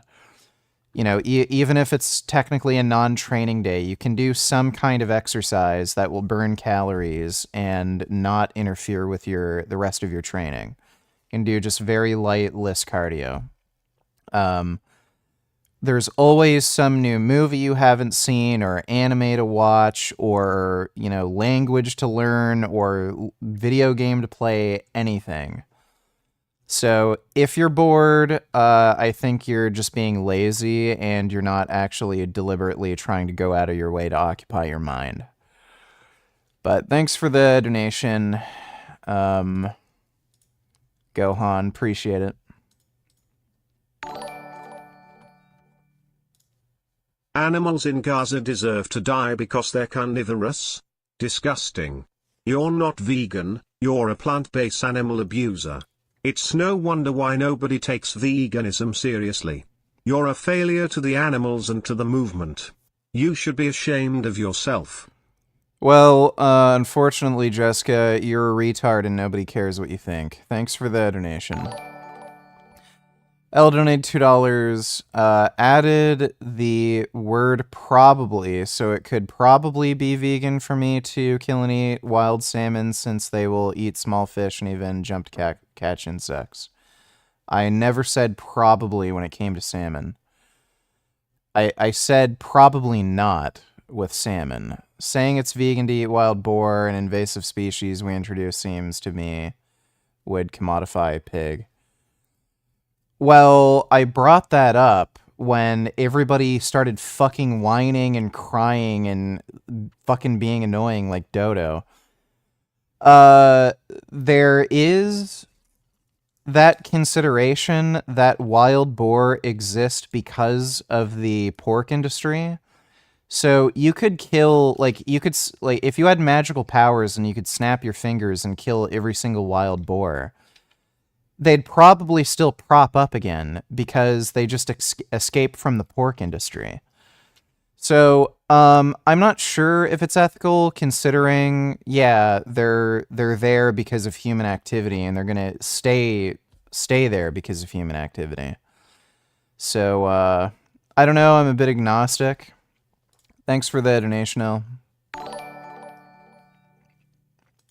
Why are the Young Turks defending a terrorist organization like Hamas? Are these owls on Hamas payroll? Did they promise them a large sum of money if they defeated them?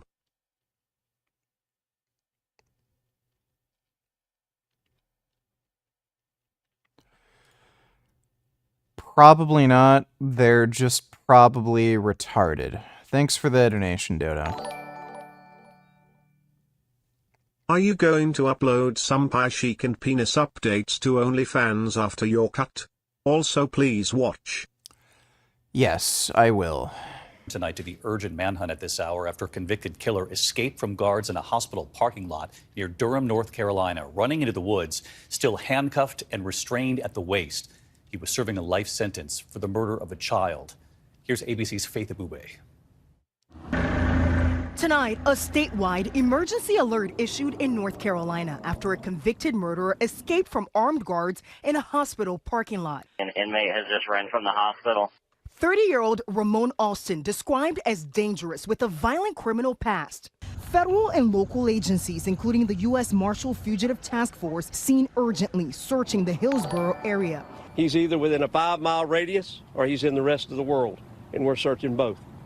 Authorities say 2 prison guards were transporting Alston to a medical appointment at the hospital this morning when he broke free in the parking lot, pushing down at least 1 guard, then running into a densely wooded area, still handcuffed with a waist chain, but without the leg restraints he was put in before the ride.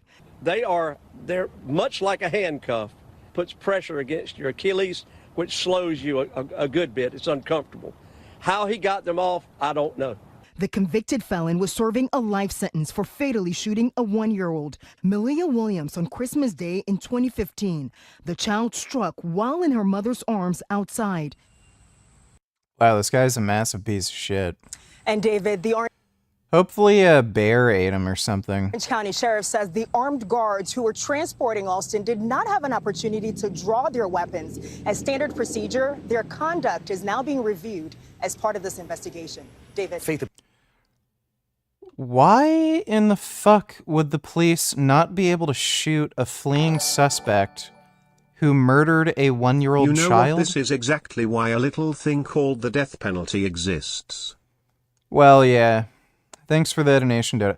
Yeah, like, he's not even a suspect. He was convicted and found guilty. Why would they not be allowed to shoot a convicted felon who killed a baby with a gun? Like... Oh, man. Well, that's, fucking liberal policies for you. L donated $2. I mean, you said you added the word probably to the Boar scenario when the other day you gave that guy a definitive answer of yes, it would be vegan. I didn't. So, do you now think it's probably not vegan since we probably perpetuate the issue which makes pigs slave? Well, I'm against animal agriculture, stupid. Thanks for the donation, dummy. I still have to get at least like 2 or 3 more surgeries to just look normal and be so unhappy with my parents. I'm just so sick and disgusted. And to top it all off, now I'm having issues with my health insurance. Like, I called up a few other doctors to consult on the issue, and then when I gave them my insurance, they said, oh, this insurance company hasn't been paying us lately, maybe call us in a few months. So now I can't even, you know what, I'm gonna have to get a second health insurance There you go, American healthcare for you. provider out of pocket and pay more. It's just... I just fucked her wife. Bitch. I'm pulling out of her driveway right now, goon. That's a cool story, dude. Thanks for the donation, Poppy Mango.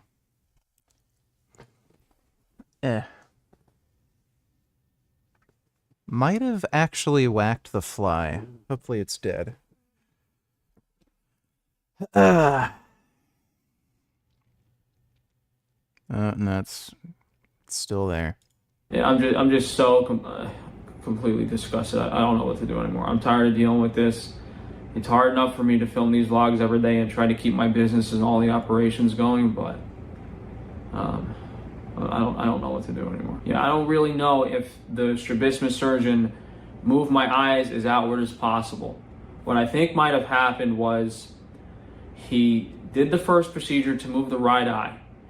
Maybe he straightened it completely, but after a few months, it moved in a little bit.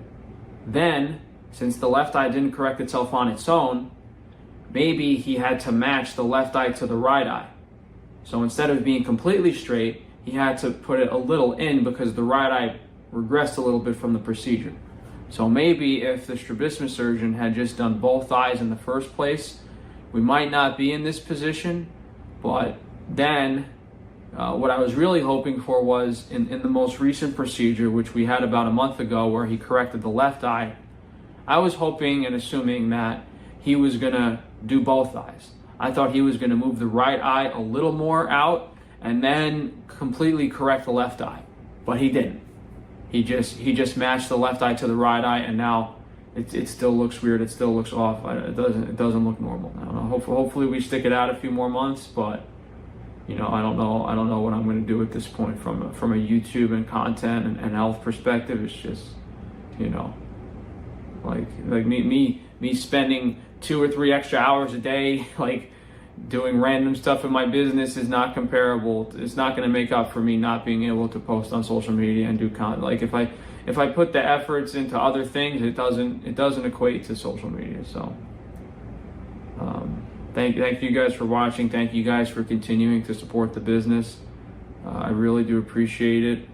And you know, on one hand, I really don't care. Like, if I just want to lay in bed drugged up all day, hey, no problem doing that. But I know I have a lot more to offer, and there's a lot of people. Is his business even profitable? Also, it's so funny to hear him obsess over his looks. I guess his Slavic princess prefers fruity guys. Yeah. Princess.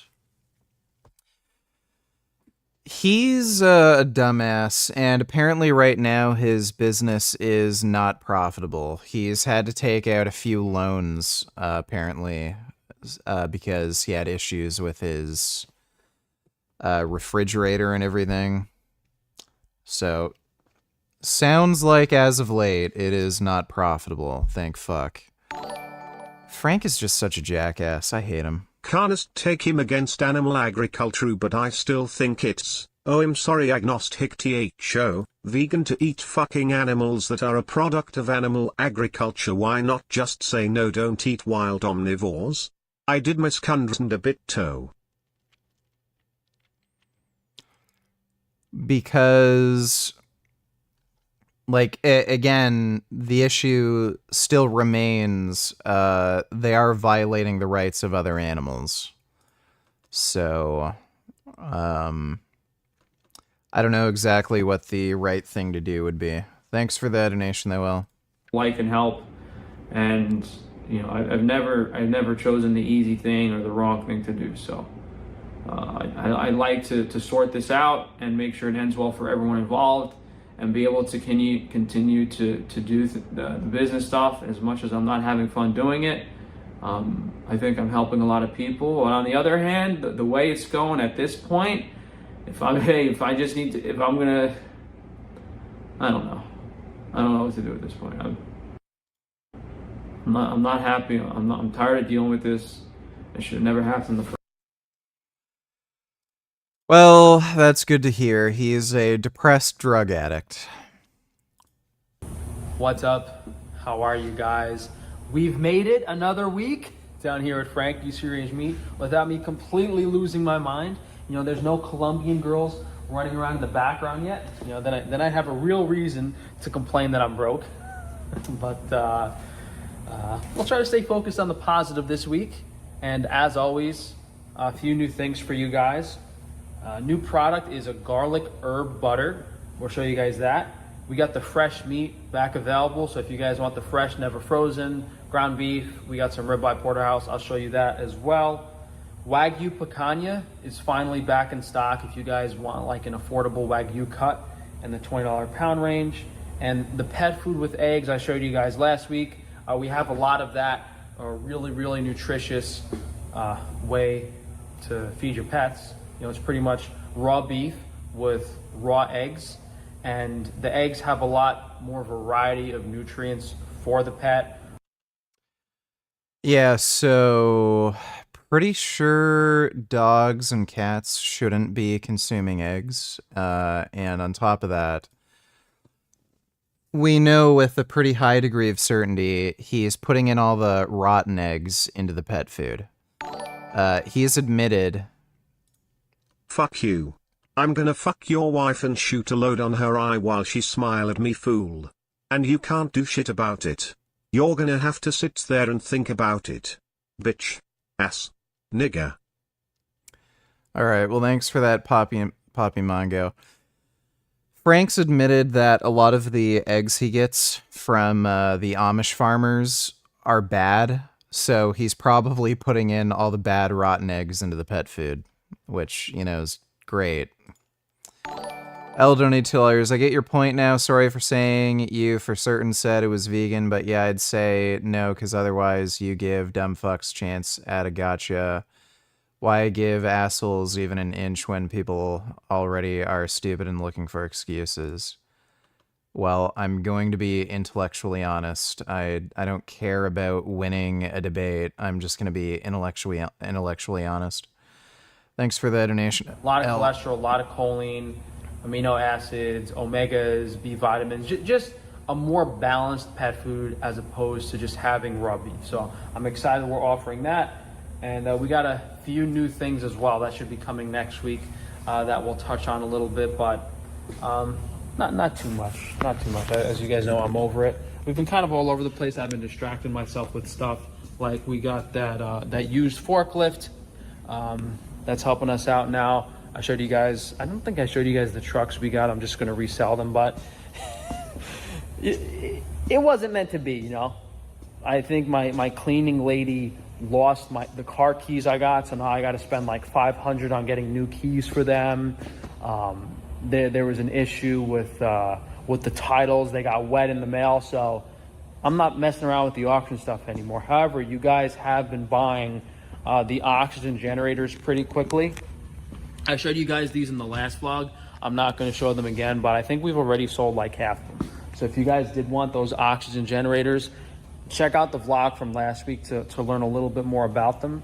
I don't think we've sold any of the air purifiers yet, which is surprising to me, I guess, since they haven't completely gassed us this year. Maybe people aren't using as many of the air filters. I was thinking of actually doing a giveaway. These are 1,000 each new. So, you know, pretty high-tech air filters. I was going to sell them. They're not $1,000 new. You can get them for like $40. For a few hundred each. I was like, you know what? If people place an order over $500, maybe we can give away the air filters to anyone. Like, I mean, we might not have enough, but I was thinking, hey, if you guys place an order over $500 this week, you'll enter the raffle to win one of the 20 air filters for your. This is an illegal lottery, so you can't do this. It's illegal to do that. Your house if you need it. I don't know. I was thinking of that. Maybe we could do that. But Well, you're not being intellectually honest, because on the one hand your death of veganism is to extend human rights to animals. Do we fucking kill and consume murderers? Would eating Frank make me vegan? Or a fucking cannibal? Not synonymous, not vegan. I don't really care much about post-mortem rights when it comes to, like, corpses, so I don't care. If somebody killed and ate Frank, I wouldn't care. Thanks for the donation, though, El. yeah, I was excited to offer you guys this air filtration stuff, especially the oxygen generator. I still have to do a video on the oxygen generator stuff, but what's also over here in the empty grocery store, we got the jarred russet potatoes from the local Amish, and we also have the jarred Honeycrisp apples. And the reason I'm showing you guys these now is because we're probably going to have some more produce. I've had them growing stuff for me. The tomato sauce should be coming next week, which I'm excited about. We're going to have tomato sauce as well as whole tomatoes. Very, very special product. I'm really looking forward to having that for you guys, so hopefully you buy it. We might have some cauliflower, not next week, but soon. Some like specialty produce as well. Maybe some special types of carrots. And I think they're also growing some bell peppers for me, so. Who in the fuck would buy this shit from Frank? Just go to the fucking grocery store. You can get it cheaper. I'm really looking forward to that coming in over the next few weeks. So that's going to be one new big thing. And maybe the sorbets too, but I'll talk about the sorbets after I show you guys around a little more. So we're just wrapping up the day on Sunday. My guys are putting away some of the best bars here, but we've restocked most of the bars for you guys. So we have pemmican back in stock, the new and improved recipe. Let me know how you guys like this. Really need the feedback. We restocked the Rice Krispie bars with grass-fed butter. So basically a high-quality Rice Krispie treat. The meat granola was restocked last week. This is the new product last week. That had, you know, Nazi swastikas emblazoned on them. It was a white mob charging at a black police officer. Goodman sprinted up the stairs, the mob on his heels. He shouted in his radio. Second floor! Meaning the mob was reaching the Senate chamber. At the top of the stairs, Goodman looked left. Between those chairs, the doors to the Senate floor, still open. Here's the moment that mattered. Goodman pushed this mob leader wearing a black QAnon t-shirt. It was a ruse to lure them away from the Senate chamber, and there, finally, backup arrived. It was his heroic actions that may have made a difference. By then, the Senate chamber was sealed. Okay, and then you can, we don't need the rest of that. Go to the next video is, this is just, I guess. Hey guys, and welcome to another week. Frankie's New York City style steak salt. We have some plain pemmican. Oh yeah, he's charging $10 for a small bottle of salt and pepper.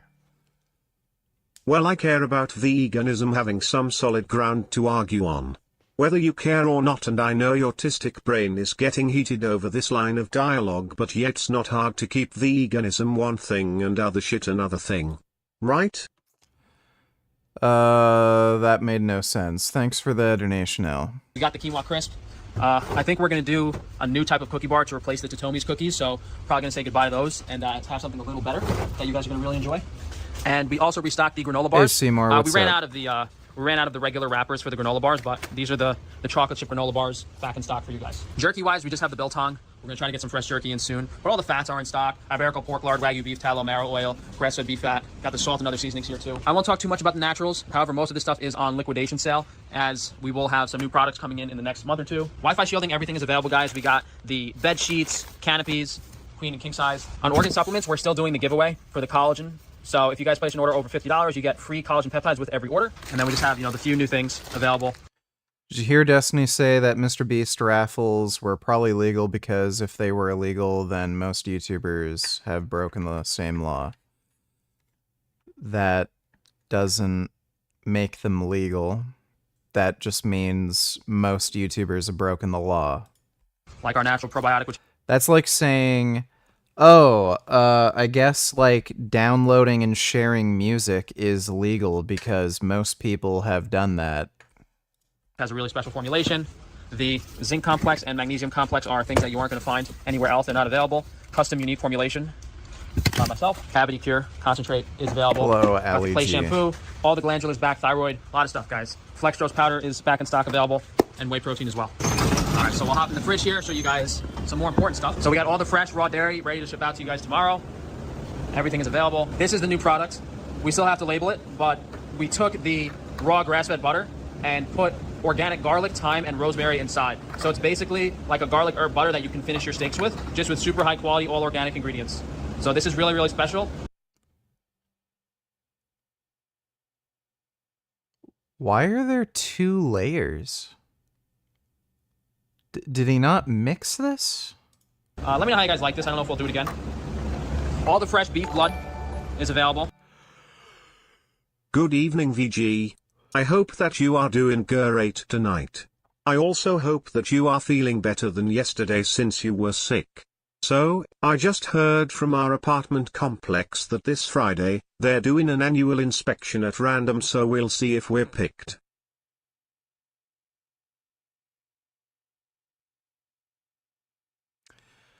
I'm doing better. Don't feel as sick today. But good luck with the apartment inspection. Thanks for the donation, Ben. Nigga, dip these Hungarian balls down your throat and say your ABCs, bitch. I'm a Harvard graduate, summa cum loudly, bitch. I make perfect sense and am a master of self-expression and a Toastmaster master, fucker. Necrophagy is not veganism, simple. Sit-ups. I'm not doing sit-ups tonight. That's why I don't have the thing up. But thanks for the donation, L. We're kind of overstocked on this, so guys, please buy it. We lowered the price a little bit to around $6. Big cheese restock this week. Everything is back available. We got plenty of blue cheese. We got raclette back in stock.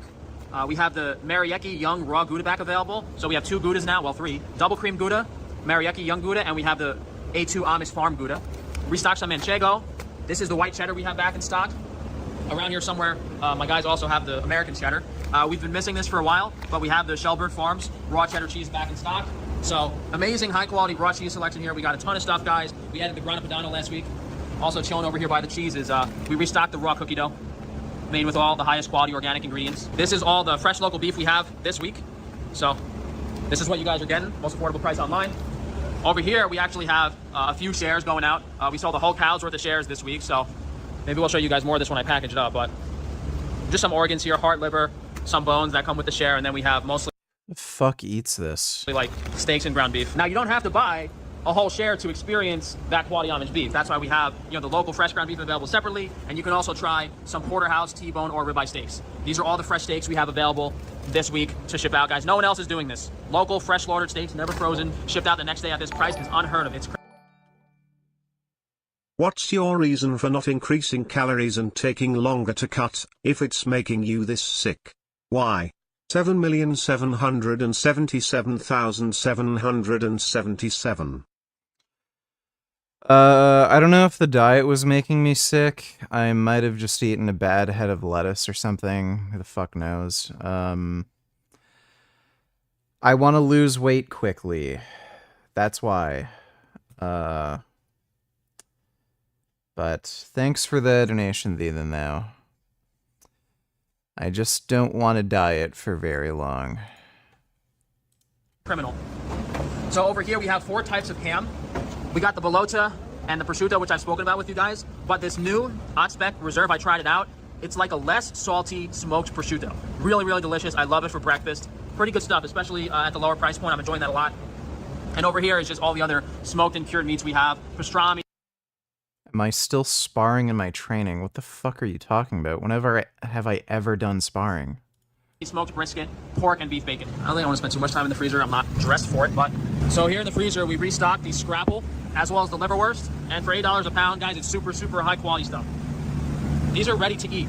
The scrapple and the liverwurst are both cooked, basically like the fat and meat that was on the bones. The liverwurst just has nothing added. It's literally just like meat and salt, whereas the scrapple has some high quality organic grains in it. Over here we got some of the Wagyu ribeye steaks, nice marbling. My guys labeled this wrong. For the fajita meat, we ran out of sirloin, so we just sliced some ribeye really nice and thin. If you guys want fajitas or cheesesteaks, it's now ribeye meat that's available. We got plenty of organ grind available. This is the pet food with the eggs, so we definitely have plenty of that. Ton of beef pet food in stock. Restock a lot of veal brains. Over here, we're still pretty stocked up on all the hot dogs, beef sausages, smoked plain sausage, raw blood sausage. All the ducks still in stock. We're pretty well stocked up on chicken too. Basically half the price of any other corn and soy free chicken online. Pretty small amount of the Mediterranean marinated chicken left. So if you guys want to try that, this might be your last chance. I'm not sure if we're going to do it again. Yeah, a lot of chicken heads. Restocked everything. Got some beef tongues back in stock too. We ran out.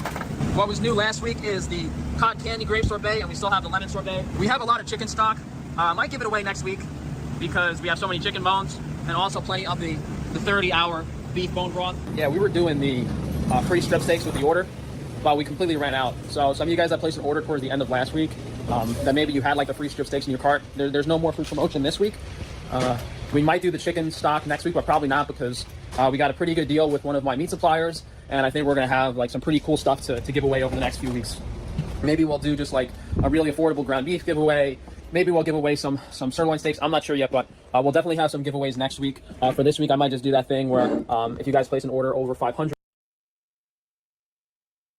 I haven't done martial arts in like, what, 4 years? At least? Why are you asking me that? We'll give away the air filters in a little raffle kind of style thing. Yeah, so I really like those sorbets. I'm looking forward to finalizing and fixing the recipe for the next few batches. We're going to try to do an orange sorbet and an apple sorbet over the next 2 weeks. I also want to bring in, I said we're going to replace the Totomi's cookies. I want to do a collagen chocolate chip cookie. I'm kind of finalizing the recipe. And we also got to bring in, we got to make all the collagen crisp new bars.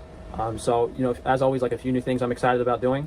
And things that just kind of keep me going, because if I had to focus on the other business nonsense, I would completely lose it. Forgot to bring my camera down today, which I do like every other week.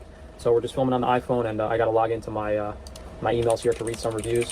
Yeah, so we're still dealing with a lot of the negative harassment and chargebacks. Here we and, go. You know, the elite corporate shills that are being hired to try to discredit my business. I don't want to focus on that too much today, but I will say if you guys can please just leave a 5-star review on Google or leave some positive reviews to try to flush out these negative reviews, because these people are literally just completely lying and trying to slander and destroy my business. It's completely malicious. There's no legitimacy, zero legitimacy to anything these people are saying. It's completely ridiculous. You know, if there was something I needed to fix or improve on my business, trust me. But when I'm offering the highest quality products at these affordable prices, and these other businesses, you know, a lot of these other people are in it for the money, and they're not happy about the competition. But yeah, we'll read some reviews here I sent to myself. 5-star review for the Iberico pork baby back ribs. Wow, just wow. This is the only pork I'll eat. This incredible pork is beyond words. Since I know you're pro-Ukraine, I'd like to happily report that Ukraine now controls plus 1,000 SKM in Russia. Putin at the beginning said Russia has no borders, implying they could invade anywhere. I guess Ukraine said, well, if you insist, no borders then. Yeah, that makes sense. Russia is getting absolutely fucked. Like, wouldn't fucking surprise me if Putin just kills himself. You know, like Hitler did. There's just no way out for him. I'm sure when things get desperate enough, he's probably gonna just blow his own brains out. Thanks for the donation though, Mola. Cooked my baby back ribs in the slow cooker and the meat fell off the bone. I don't know why other customers said there was so little meat. I didn't find that to be the case with my ribs. There was plenty of meat. In fact, more than I expected. It's effective for the gut. Can't thank you enough to switch out his flock again. And the eggs starting out are really, really tiny. Wheat, egg, and pork. It seems she's also allergic to the types of she's allergic to, but they do not have the steaks along with every 30 or 40 bottles pre-ordered, and I think we have to. This is really excellent roast beef. I particularly for the organic potato chips. Generous portion per bag. All the potato chips, a lot of flavor had. And yeah, that's why if we get those high marble week. Yeah, so I think we've covered pretty much everything, guys. You know, if you can support me with everything that's been going on, the freezer nonsense, the harassment, everything. This is a pretty important time. You know, I think we'll be in a much better spot sooner than later. FrankieStrangeMeat.com, top of the page. You guys will see all the new stuff we're doing. The garlic butter, the fresh steaks. A lot of interesting stuff on there. Frankie Strange Foods. We're trying to restock and keep everything. Like we restocked the pickles last week. We finally got the potato chips back. We're restocking all the bars on the Foods website, and we'll try to do some more new products on the Foods website as well. Organ supplements, same thing. Pretty much all the products are available now that we've been wanting to do for a while. So if you go to organsupplements.com, we have a lot of free and cool stuff that we're giving away, as well as some very unique products at the most affordable prices online. Maybe we'll do. Oh, that's a good idea. Maybe we'll do. Hey Kenny, what's up, dude?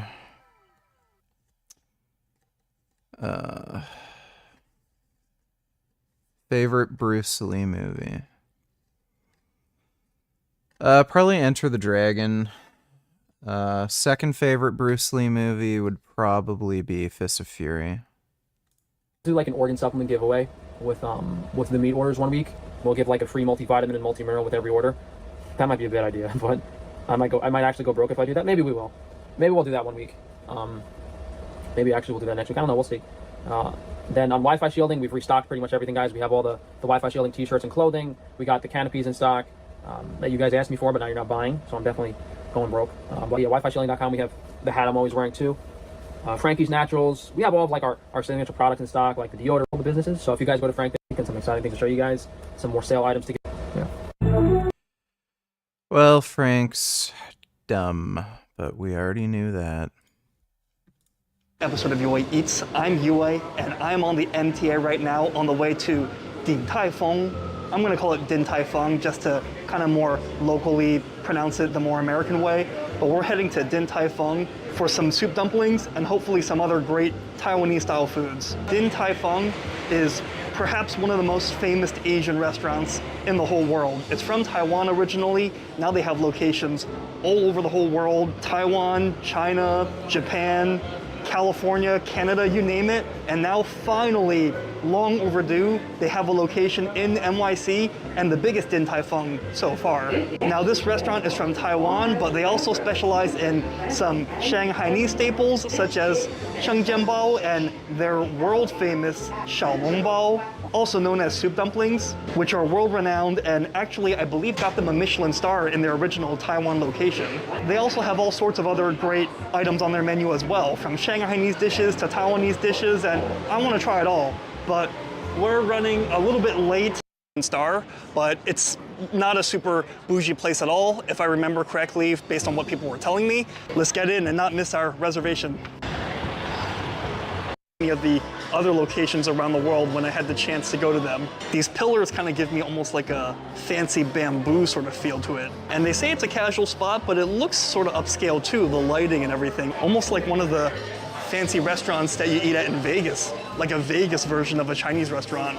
So, looking forward to this. All right guys, so we are finally inside Din Tai Fung, and I use the word finally because let me tell you, it's been about a month since this place opened, and getting a reservation here has been really, really intense. I think they might be doing some sort of like intentional. Have you guys seen that South Park episode where Cartman has that amusement park and then he intentionally doesn't let people in at first? Well, not intentionally, but like, you know, he wants the theme park just for himself, but then he begrudgingly has to let people in to, make money to keep up the park. And then because psychologically it's exclusive, it creates demand for it. So some people think the same concept here. Some people think that Din Tai Fung is kind of doing some marketing shenanigans, trying to be exclusive at first to fuel the demand, so to say, create demand. But we're here finally, and we have a nice bar view. It was so hard that just getting a dining room spot, there's no dining room spots for like the whole month, but I just kept refreshing like a madman, and eventually Tina and I got a spot for 2 people. Although, I don't know, looking behind me, it looks like there's a lot of spots, so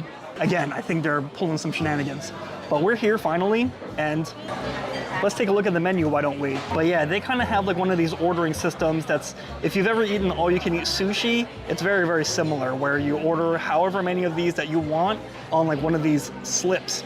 You just put like a number next to the empty box. Of course, what this place is most famous for are their xiaolongbao. You can call them XLBs. Gotta go with at least... They have vegan options, vegan dumplings. Din Tai Fung.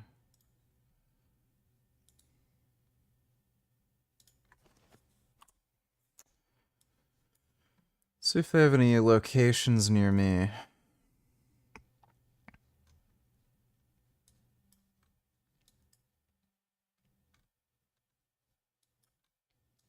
Damn. They actually have a spot in Toronto, but I moved out of Toronto. That's a little, it's a little unfortunate.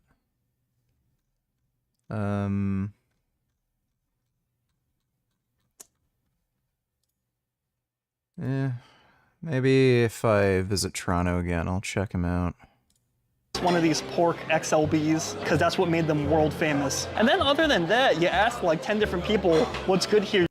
Looks like they actually have a lot of vegan options. Vegan buns, cucumber salad, seaweed, bean curd salad, soy noodle salad, wood ear mushroom, and a vinegar dressing. Different people, what's good here? You get 10 Yeah, they have a bunch of buns that are vegan. different answers. I hear good things about this cucumber salad. It literally just translates as small cucumber, but I wonder if this is pai huanggua. I wonder if this is like the padded cucumber salad. $9 for a cucumber salad doesn't look super cheap, but we'll try it. Forgot to show the price of the soup dumpling, $18.50, a really, really expensive price, but hopefully it is worth the hype, so we'll find out if that price is worth it. And while I hear everything here is more or less good,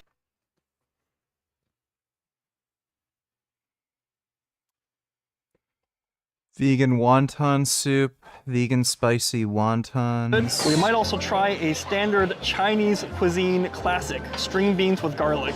$17. Everything here is so expensive, and something tells me based upon the atmosphere that it's not going to be large portions to make up for it.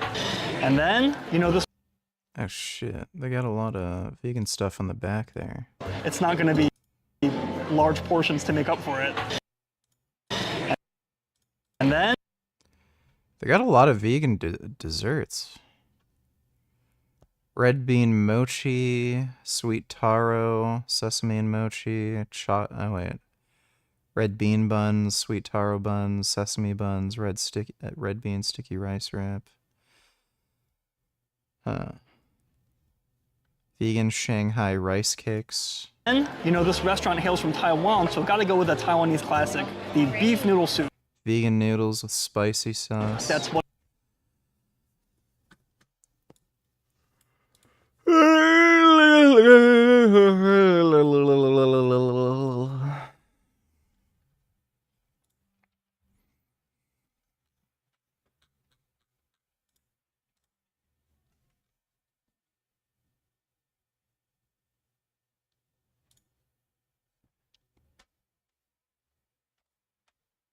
Looks pretty good.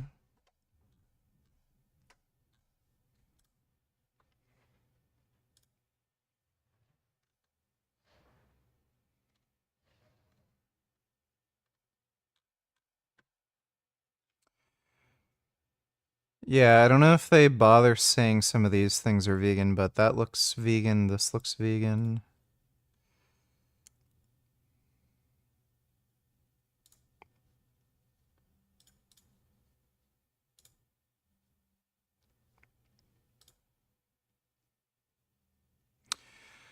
kind of surprised they don't have any tofu dishes.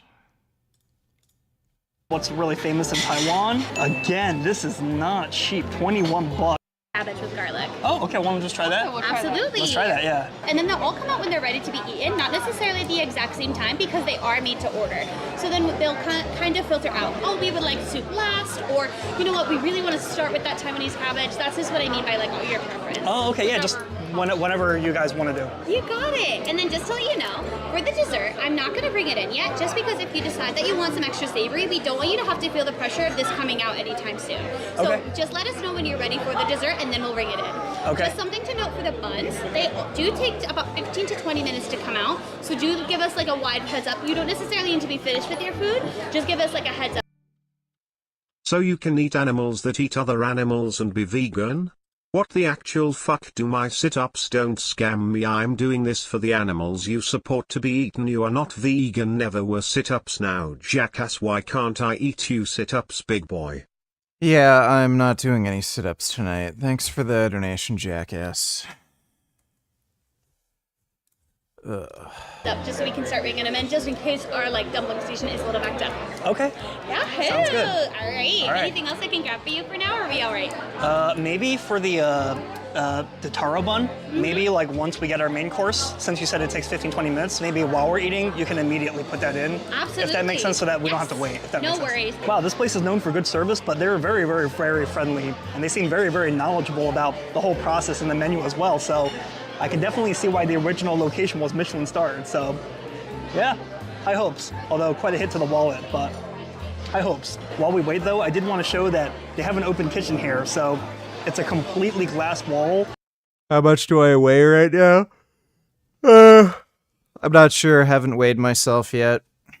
Waiting till the end of the month, and I'm gonna see what I weigh. Where you can see them making everything. It's out in the open. A lot of these Chinese cuisine foods, they've done open kitchens for a while. Everything's out in the open, so you can see that everything's being made from scratch and made to order. While oftentimes in these Western kitchens, the kitchen's closed off, so who knows what's going on behind closed doors. We recommend 1 part soy sauce to 3 parts vinegar. May I Okay. use your dish to show you?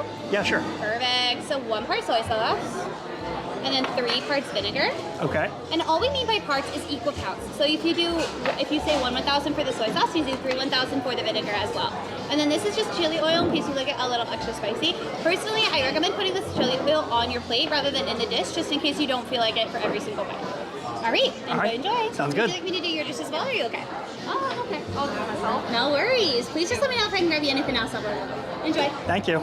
All right, so our first dish has arrived, and just then the bartender kindly ran down the recommended sauce ratio for the dumplings, so those will probably be coming soon too. But yeah, I don't think this is pai huang gua. Does this look like pai huang gua? It's not slapped. Oh. This is just cut. Oh, okay. This is just a normal cucumber salad, but this is that Michelin style presentation here. It's in like a pyramid. Very cool presentation. So this is the vegan-friendly option. Hopefully it tastes as good as it looks. Tina, you want to take that top piece there? All right. And then I will take one of these. Looking kind of nice. This salad is almost $20 just for a bunch of cut-up cucumbers. That's kind of fucked. Oh, excellent.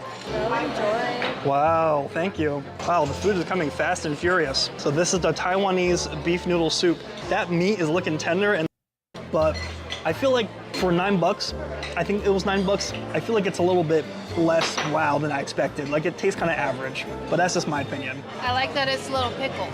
You like the pickled flavor? Because normally you eat cucumber salads, it's not pickled. They're just like, they put different sauce into it, salt, but this one's pickled. I kind of like the sweet flavor that comes out from it. So you think this is pretty good then? No, I like it. I like it. Oh, okay. Well, is it worth $9? I don't know, but it's good. All right, well, teach their own. We're getting 2 perspectives. And Tina is from Beijing, so she's got a different palate. I'm very Americanized, so I have my own palate as well. So, time though. Oh yeah, this soup is. Nope. After this. Oh, the broth is just. Oh, it just has such strong beef flavor. Despite some dumplings from under this container, it is now my turn. They have a guide here for how to eat xiaolongbao if you don't know, but I am in the know. I am the notorious XLB. And if you don't know, now you know, Yue. All right, let's dip this guy first. And first we gotta bite a hole to drink the soup and to release steam.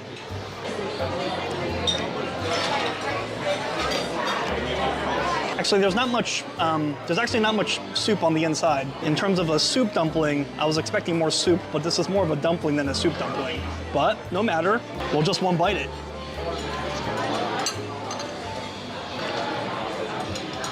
Huh, let me try another one. Maybe that one was not the best piece. Okay, hopefully.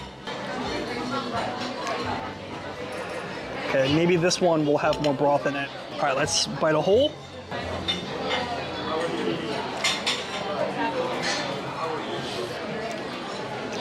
Actually, none of them have a lot of broth in them. Did yours have a lot of broth in it? A little bit. Only a little bit?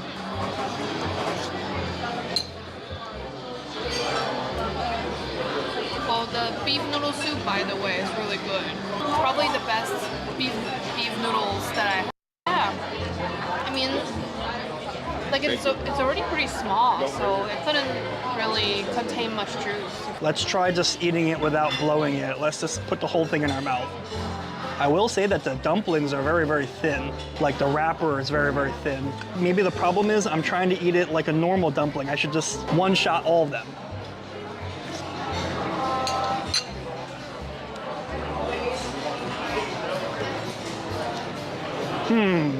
Yeah, I mean, this might just be me. You know, I know many people love this place. I know it's a world-renowned restaurant, even has a Michelin star. I feel like these are only okay. I mean, they're small and the size is very cute and bite-sized, but like this is the Taiwanese stir-fried cabbage that was recommended by the server.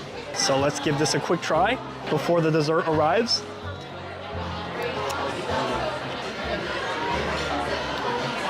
That's not bad. I mean, it tastes very healthy. It tastes very fresh, very crisp. But, you know, Tina might have a good point where maybe because I ate this right after the, you know, the xiaolong. It's fucking cabbage. Like, you pay $15 for fucking a plate of cabbage? Well, maybe it just pales in comparison. But yeah, it does seem a little bit bland, a little bit plain, and it's not even just that it's less intense. I do think that this is a pretty simple dish. Like, this kind of reminds me of something my mom would make growing up at home. So I don't know, rather than something that you go to a restaurant to eat, so. Your mom would make at home rather than you go to a restaurant for. But lastly, dessert, so let's wait. I, VG, support you. Don't listen to those people. I thought that killing, and maybe even eating carnivores, besides health issue, was a pretty obvious and logical position to take, and a known belief of your channel, lol WTF. Ignore them, VG, you are amazing. Well, they're just, you know, fucking busting my balls. Thanks for the donation, Riley. You didn't answer my question. Is it vegan to eat animals that eat animals? You moron, stop dodging. You need to ask Mr. Avi before you answer. You shouldn't be the vegan spokesman. Even Jasmine said on your stream it's not vegan to eat ball. I'll go convince here. Okay, thanks for the donation, Dodo. Wait for that to arrive and review that. Taro buns are here. Tina just grabbed one, but there were two actually. But we will now give this a try. This is like a dessert bun, so this will be the last thing we will review before we share final thoughts. Maybe I'm trying to get a reservation. That bite was mostly dough. Let me bite a little bit deeper to get some of the filling.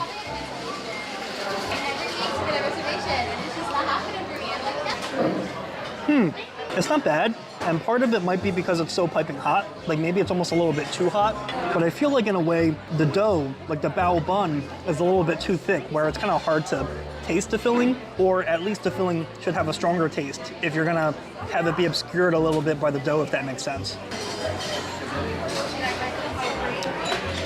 Okay, so I just took a bite, like a big bite, where I made sure I got lots of the filling on the inside. It's okay, I feel like. I mean, I do. Okay, so this place sucks.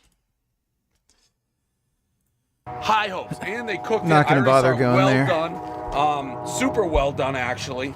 Love the crust on there. And again, if you see the oven, and this is the thing with pizza, I don't care like how talented ingredients. If you don't have an oven like that, there's certain pizzas you just can't make. That reminded the guy that he had the Al Santillo, the big thing going, the whole works. So let's see what we got. Good crisp, so firm. Having trouble shaking a slice free here. There we go. Ooh, almost had a little burn situation on our hands. All right, very hot. Literally came out of the oven a second ago, so I don't want to burn my face off, especially this. Riley, you're confirmed autistic and barely know what veganism is.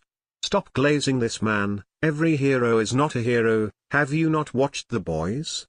Sometimes they're just lackluster retards like yourself. Telling carnists they are vegan to eat animals dumb. Thanks for the donation, Al. You're very annoying. Sengoku donated $2. You think this dude stars himself? Let me see.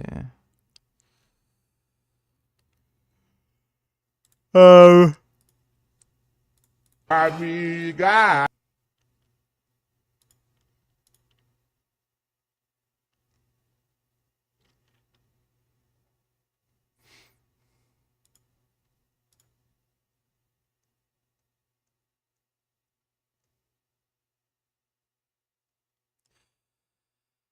I mean, he doesn't look underweight, like, literally starving, but he is extremely lean. He would have to, you know, eat a fairly low-calorie diet to maintain that body composition. He doesn't look like he's dying of malnutrition, though. I don't know if he maintains that shape all year round.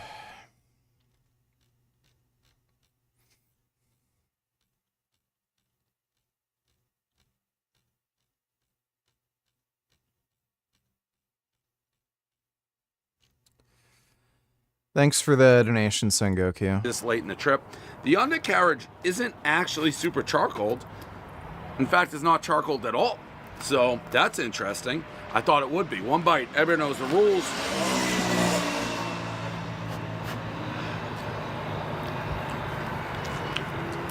You know what reminds me of?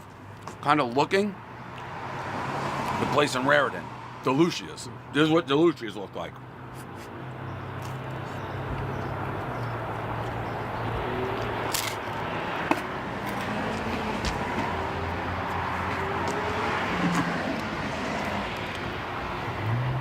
What is this on the app? I don't even want to know. Do you know? 8.2. Yeah. 8.2? That's low. There's an 8.2 on the app. Wow.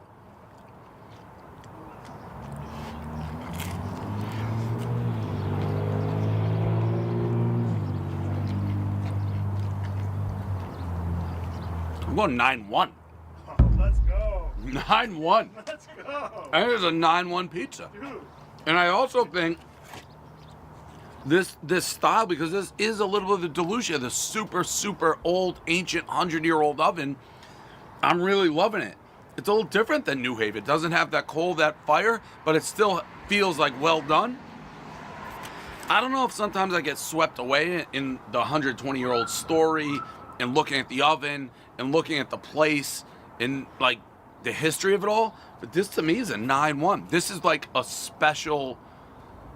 If you get off at Logan or you're at JFK, like you have to hit this. If you're going New Haven and you're doing Sally's and Pepe's, you have to make the extra half an hour trip for here. No questions asked. This has to be on your itinerary. Sucks, you gotta go an extra half an hour, whatever it is. But yeah, you have to get this on the list. If you're a pizza person, a 9 means you haven't tried all the historic must-try places. They have Little Rendezvous, Meridian.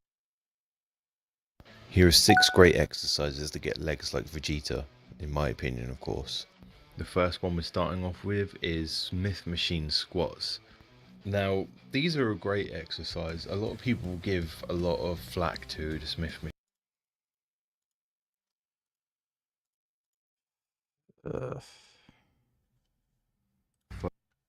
Here are 6 great heavy with those for sure.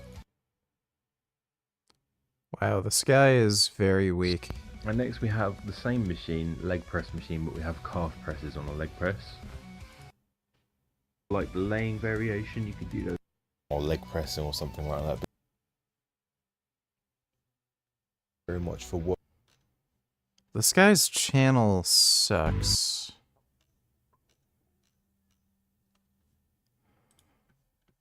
Why do I keep getting recommended these garbage fucking channels? It's been happening a lot lately. I just keep getting recommended shit content to watch.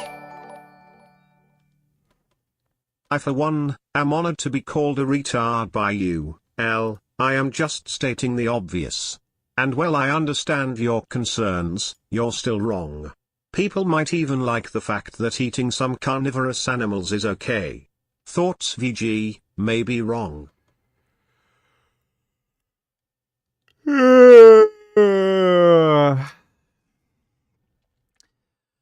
I don't think we should be eating animals due to zoonotic disease transmission risk, but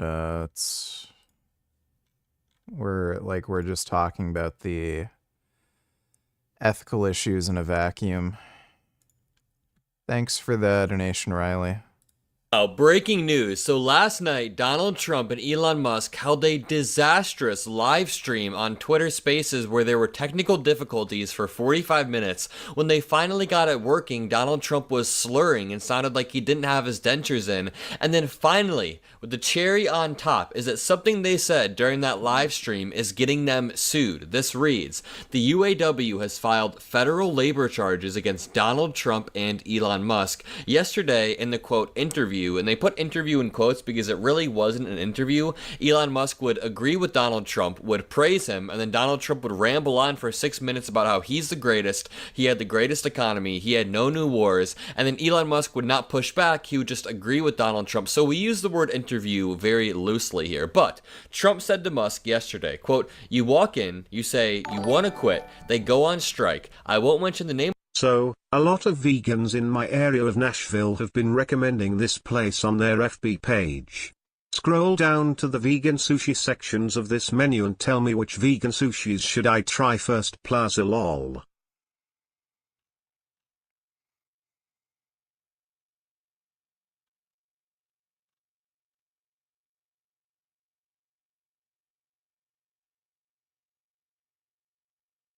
The vegan tuna sounds interesting.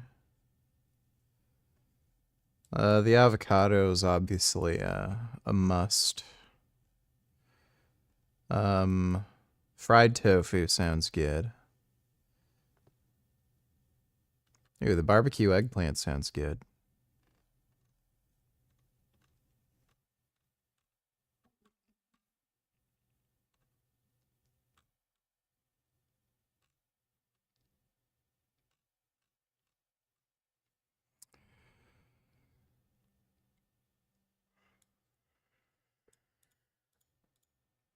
Avo Kaluna, that sounds good.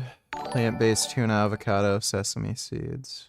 Keep on gargling them balls, Riley. You go ahead and tell carnists it's okay to eat gators and shit and see how fast that will end animal commodification. Might not be ethically wrong to do so. But not a messages vegans should espouse.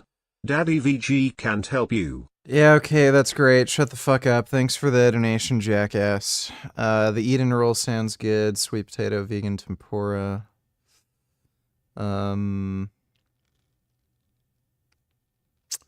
Prince roll.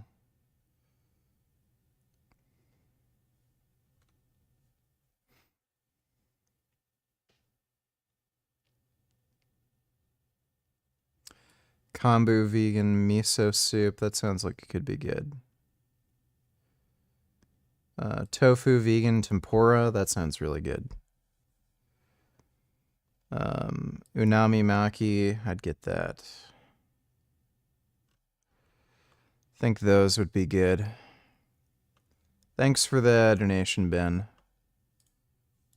name of the company, but they go on strike and you say, that's okay, you're all gone. You're all gone, so every one of you is gone. Under federal law, workers cannot be fired for going on strike, and threatening to do so is illegal under the National Labor Relations Act. So the UAW tweeted out this morning, just a few hours ago, the UAW has filed federal labor charges against disgraced billionaires Donald Trump and Elon Musk for their illegal attempts to threaten and intimidate workers who stand up for themselves by engaging in protected, concerted activity such as strikes. Now, I will play the clip for you in just 1 second, but this story...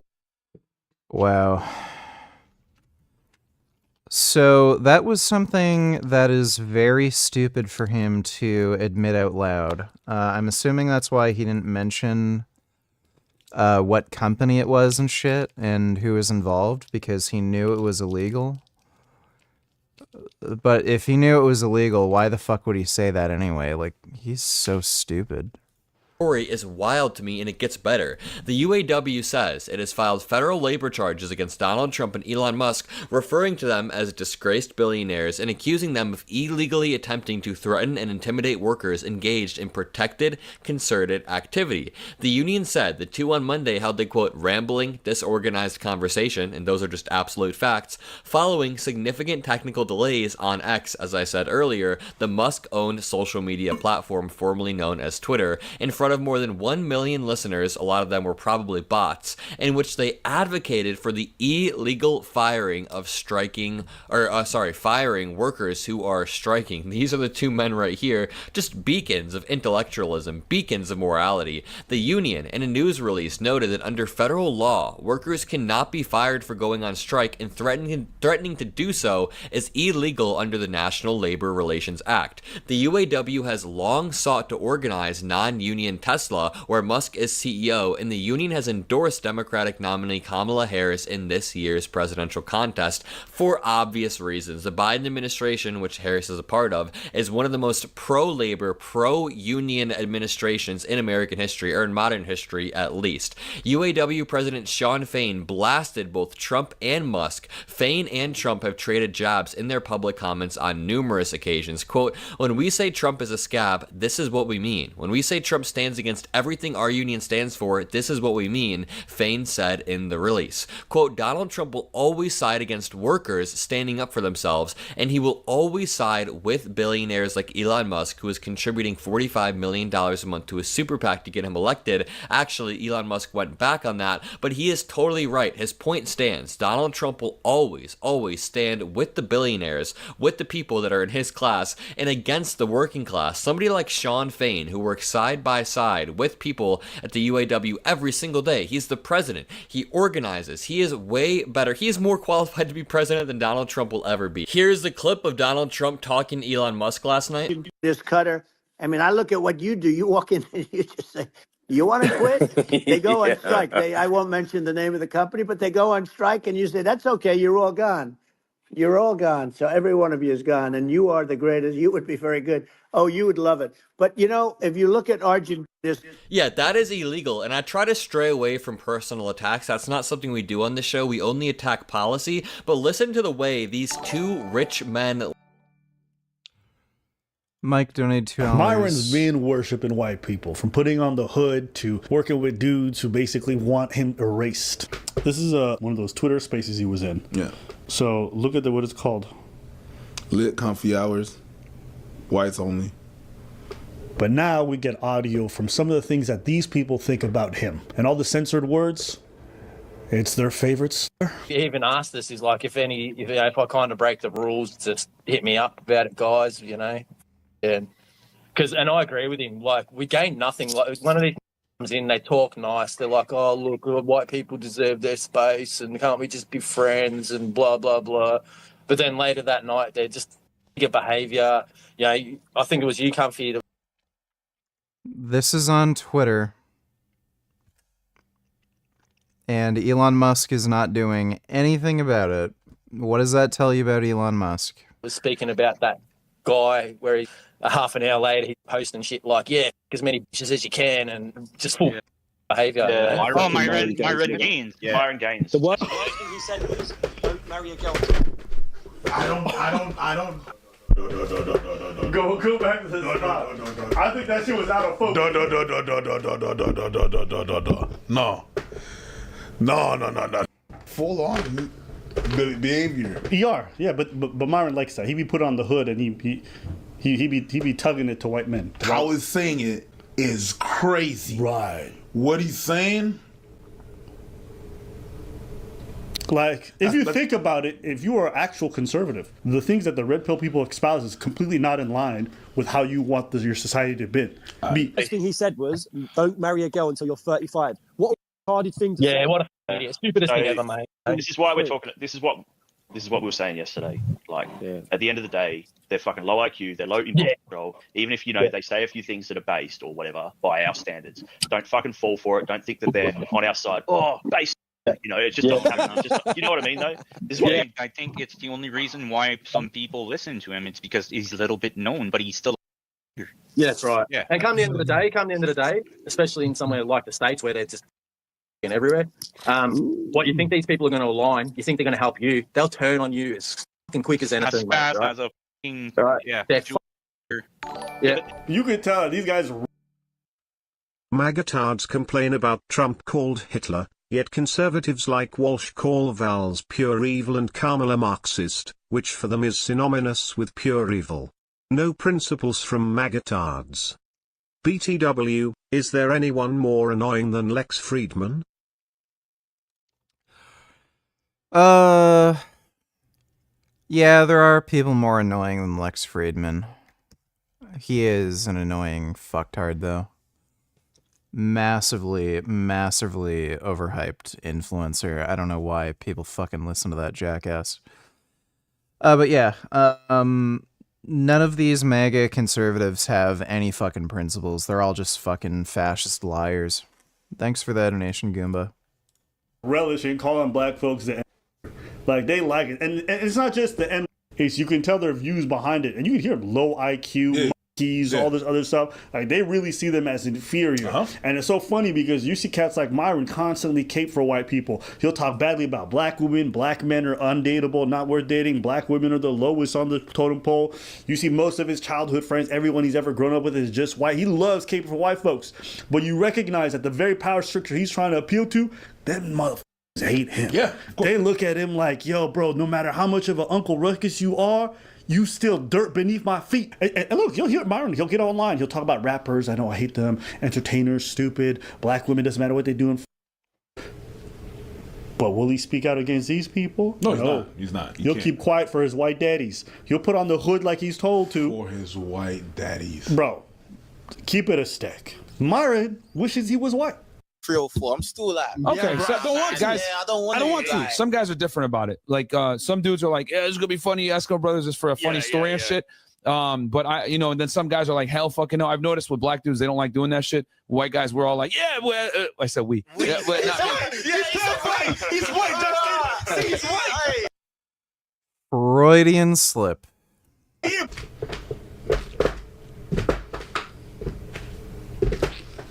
You know what they call that? A Freudian slip. So when you make what appears to be a mistake on the outside, it's actually just a reflection of what you really think. God damn. He said we. We. That's crazy. I have never spoken about another race of people and said we. I ain't never been like, man, the way Asians move, like, yo, we move different. That's a weird thing to say. Have you ever done that? When have you ever spoken about women and said we? Like, that's crazy. Hey, bro. Hey, man. That was natural.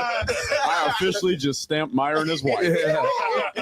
What I meant to say was when I was in college, I knew that was coming. And if you're wondering why he's talking about his college days and all that whiteness stuff, that's why he was hugging him.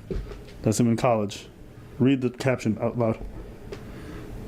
The boys plus our token. Golly. Whoa. Golly. Oh my. Like, bro, I'm ready to end them. Like, they want to go here and say, you're Myron. Cool. An Arab guy that literally, like, I hit so many different check marks for the fucking Arab guy. Did this man just call himself Arab? And I also think I'll do a lengthier project on this, but the red pill in general is very, very keen on constantly catering to whiteness in general and degrading blackness. And you notice it's a trend that goes through all the red pill.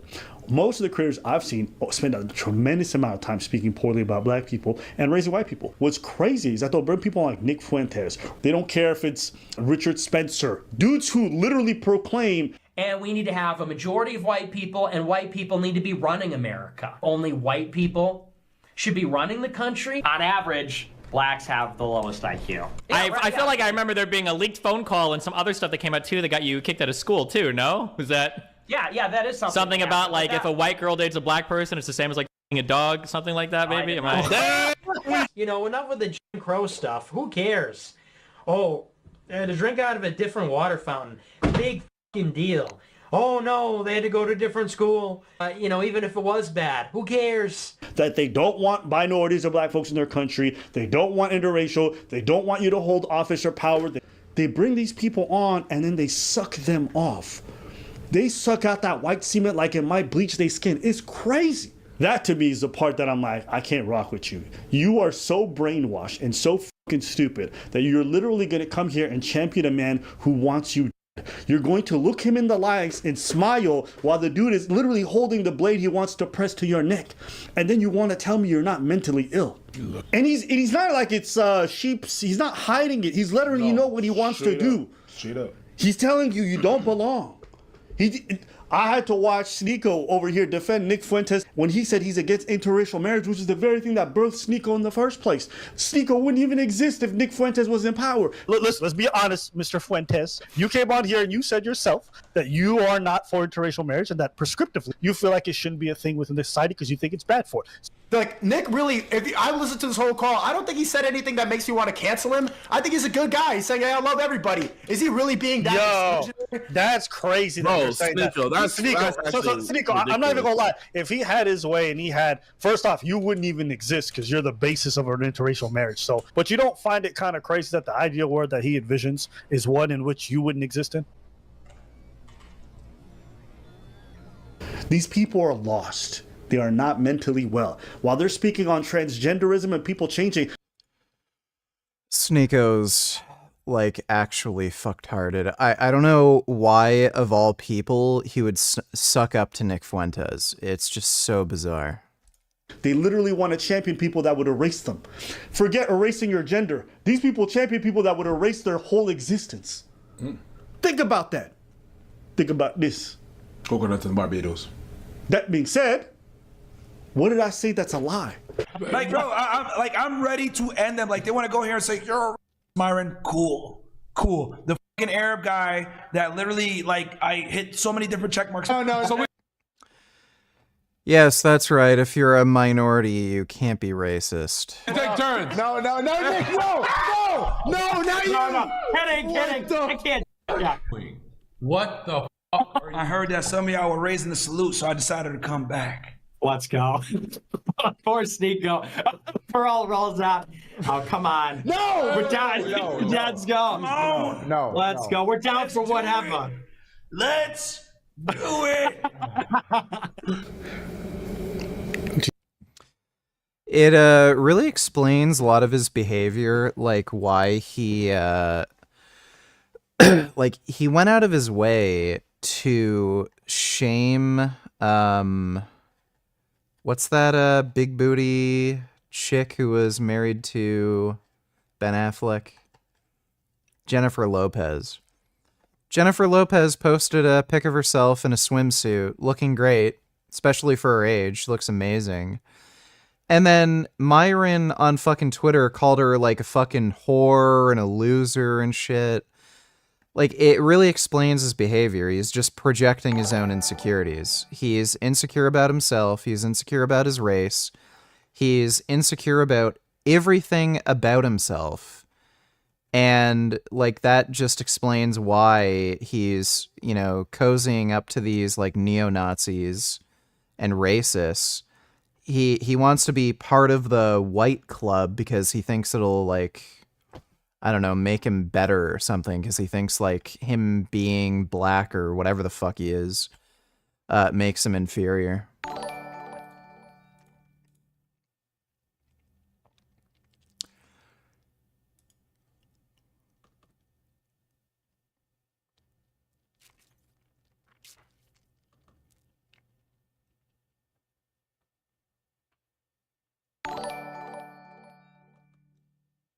Asmongold's take on why people are vegan is that vegans think animals are cute. Meat? Yeah, I guess so. It's lack of purpose mixed with daddy issues. Yeah, I think it's a lack of purpose as well, too. Where do you draw the line? You can't eat insects either because they're alive. Well, new studies show plants feel pain, so can we eat plants? The reason why these people care about eating animals is because they think animals are cute. That's the reason why. There's an emotional attachment to it. That's why.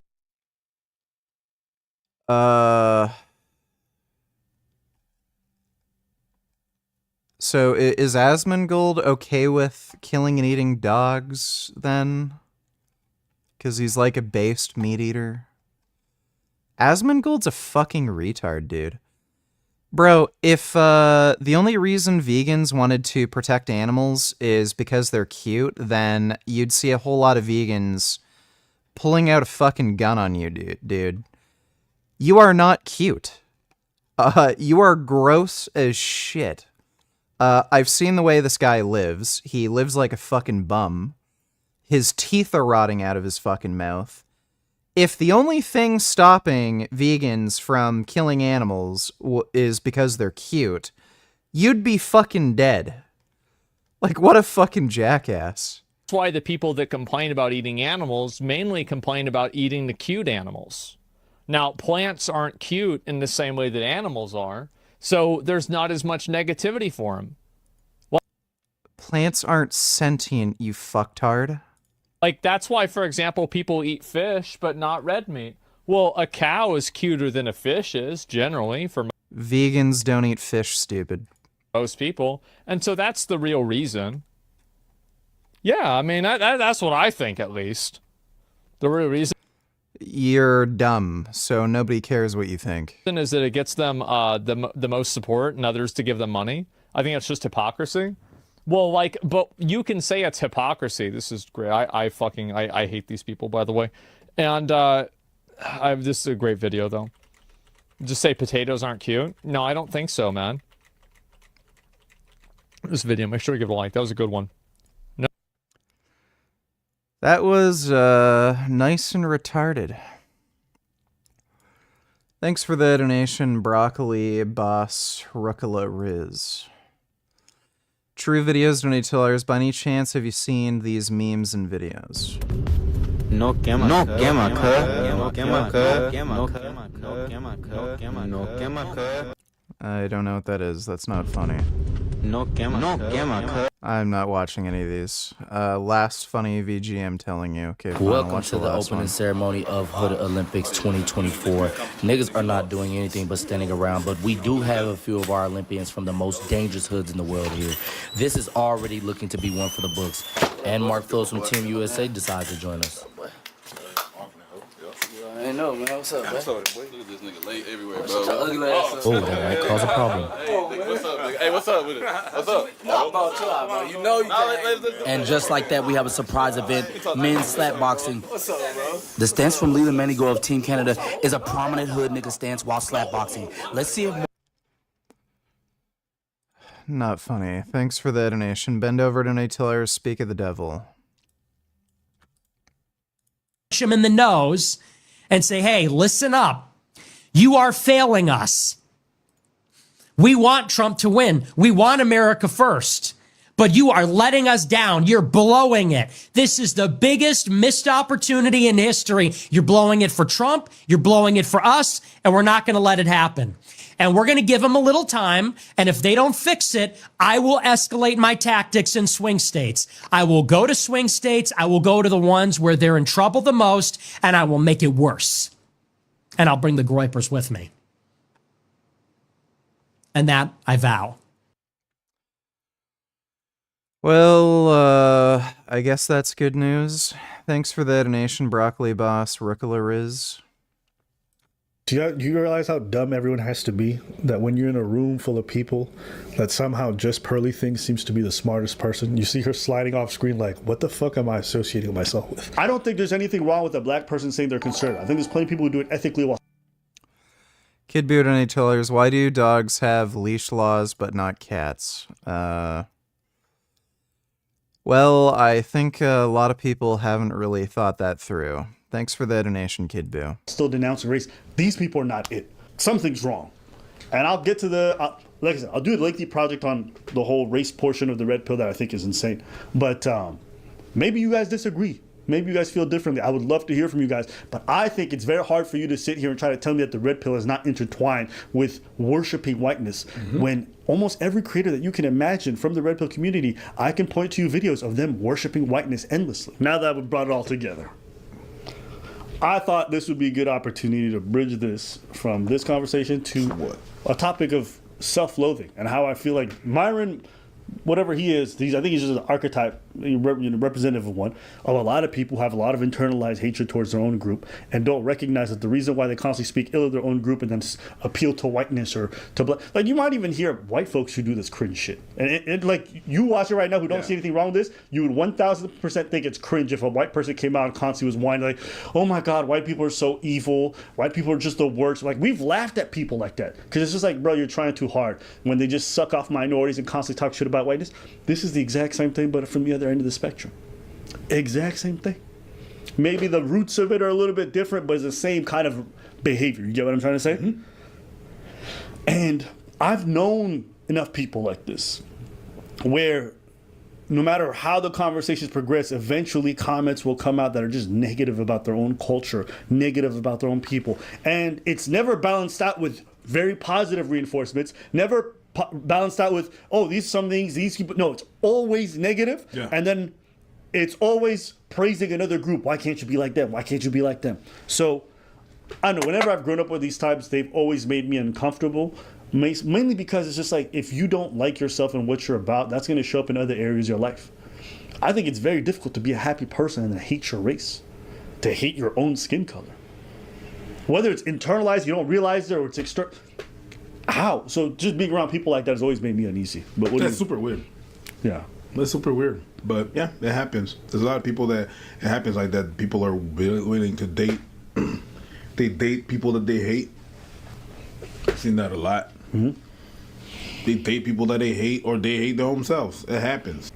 I knew there was something off.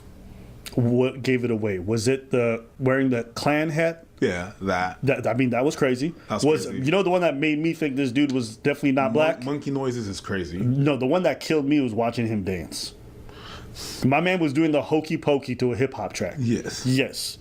Yeah. Booty queef, booty queef, booty queef. Just boys being boys. Booty queef, boys. Booty queef. Just boys being boys. But clowns you for dancing cool.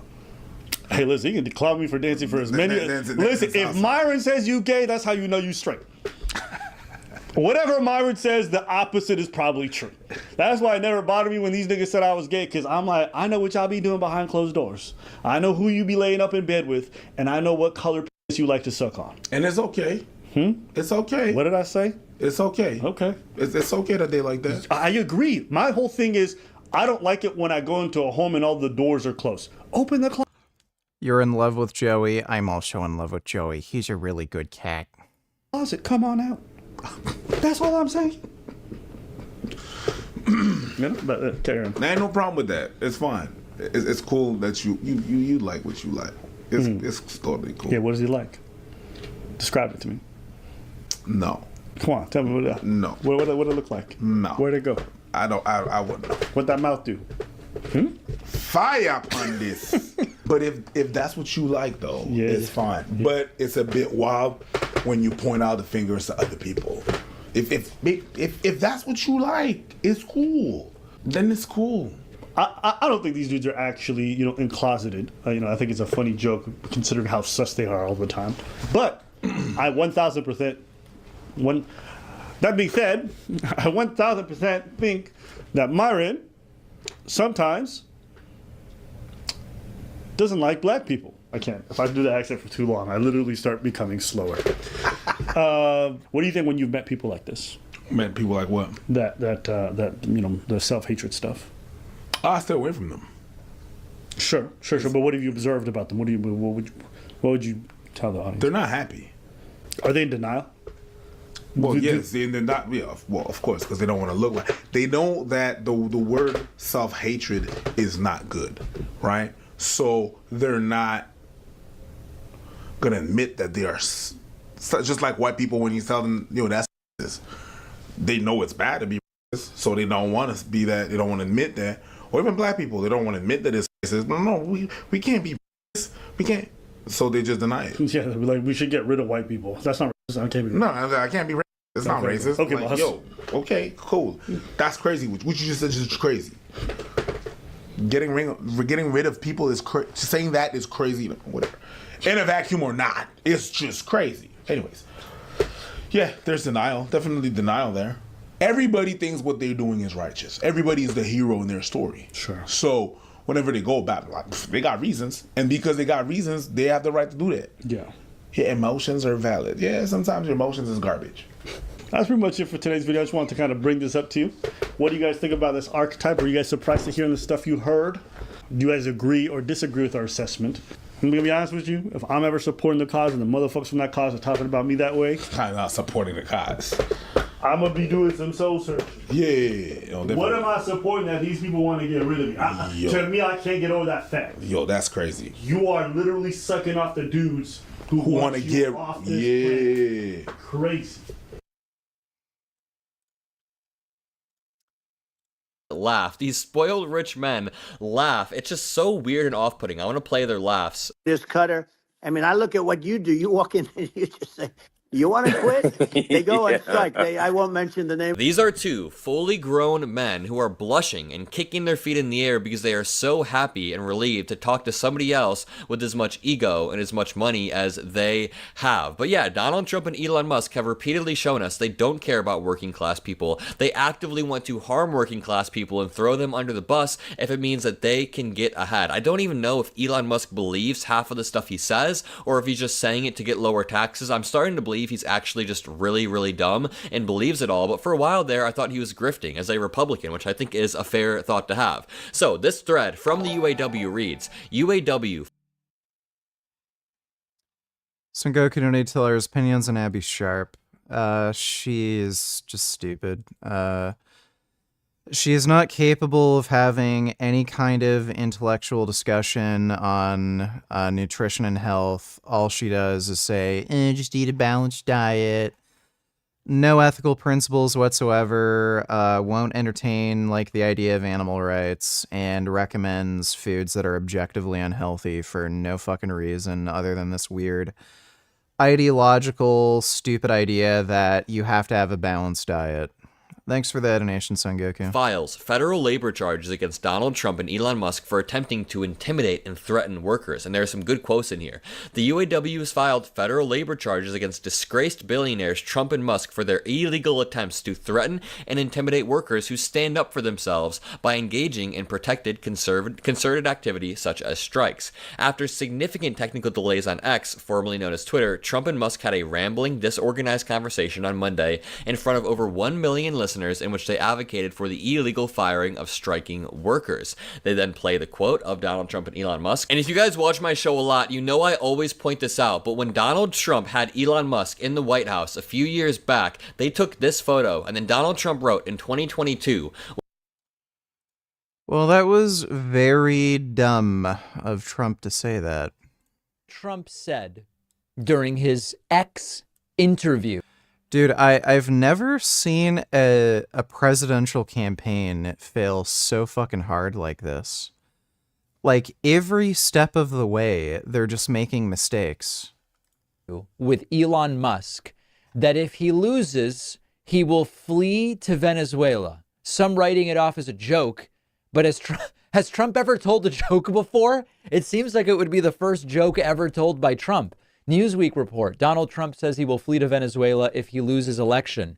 Let's listen to it ourselves. Here is the moment in question. And again, I told you their crime rates all over the world are going way down, which makes sense. In fact, the next time what we'll do is if something happens with this election, which would be a horror show, we'll meet the next time in Venezuela because it'll be a far safer place to meet than our country. Okay, so we'll go, you and I will go and we'll have a meeting and dinner in Venezuela because there you go. Now, I will tell you that it doesn't sound like he's kidding.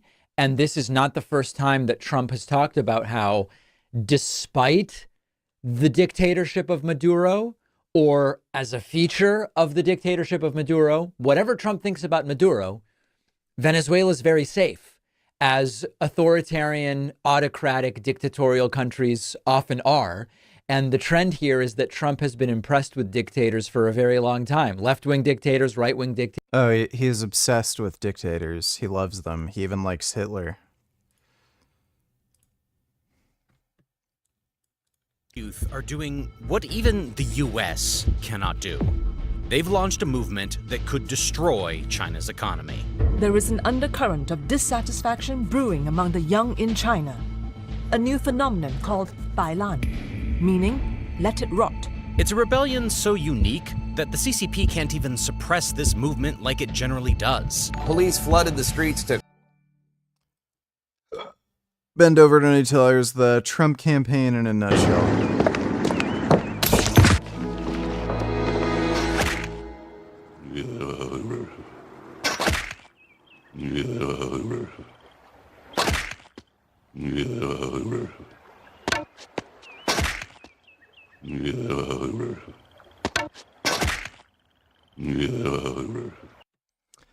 Yep. It's going up in flames. It's great to see. Thanks for the donation, Ben. To crush a remarkable uprising in major Chinese cities.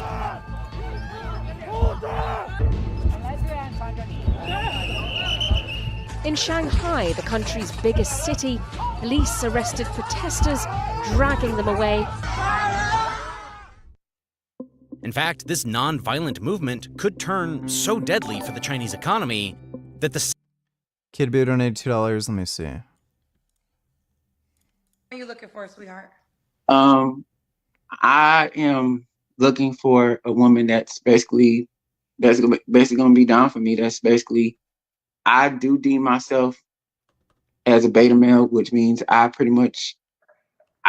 can be a leader at times and show up at times. But, you know, if there's any alpha women out there that's looking for a beta male like myself, then, you know, that's going to basically take the lead. That's fine.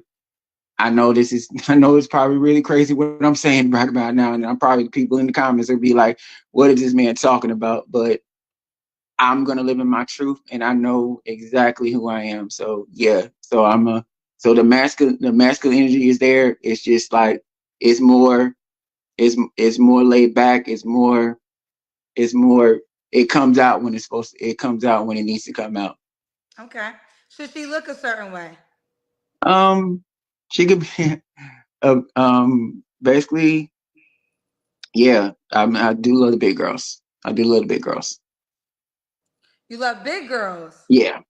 So you love big girls and you're a beta male. Yeah. Okay. Yeah. So you don't want a woman. You don't want a skinny girl. And you know, if it happens that way, yeah. But that's big girls in my purpose. But if she's skinny and know how to, and she knows if she can capture my attention, yeah. But preferably big girls.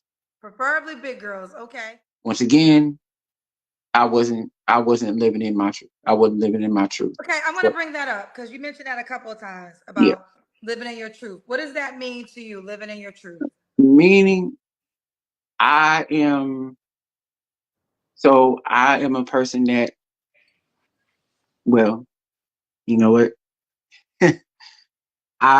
When I say I'm a beta male, but I signify that there's more femininity in me than masculinity in me. So pretty much I guess you can say I'm a soft type of guy. So I do love women, but they bring out the softer side of me. So meaning, you know, I like to be nurtured, pampered, you know, someone that's, you know, that sees me as a good man, but they know that I like my women to be aggressive. Pretty much, you know how to. Question, Tyshawn. I always want to be sympathetic with this show because it's an international show, and it takes a lot of courage to come on my show. I mean, I just have to say that. So, already kudos to you for having enough courage to coming on the show and open yourself up to the world. You know, normally when I hear people say I want to live my truth, that's a coin phrase of living their truth in their sexuality. Yeah, so pretty much. Just out of clarity. So and this is gonna be a first because I know you've had many a first, but I like it when a woman, penetrates me. So pretty much pegging, all that good stuff. Yeah, I know. So this one's gonna be a doozy for you. So Well, good luck for him. And on the Liberation Day tellers, Trump has done stand-up. They want to ban straws. Has anybody ever tried those paper straws? They're not working too good, right? Has anybody ever tried, seriously, the new straw, it's made out of paper, right? It disintegrates as you drink it. If you have a nice tie like this tie, this would have no chance. By the time you get finished, the straw is totally disintegrated. Does anybody walk around with a plastic straw? Because it's not bad. You whip it out, boom, boom. You never had to do that. So they want to ban straws. I said, oh, really? What about the cart?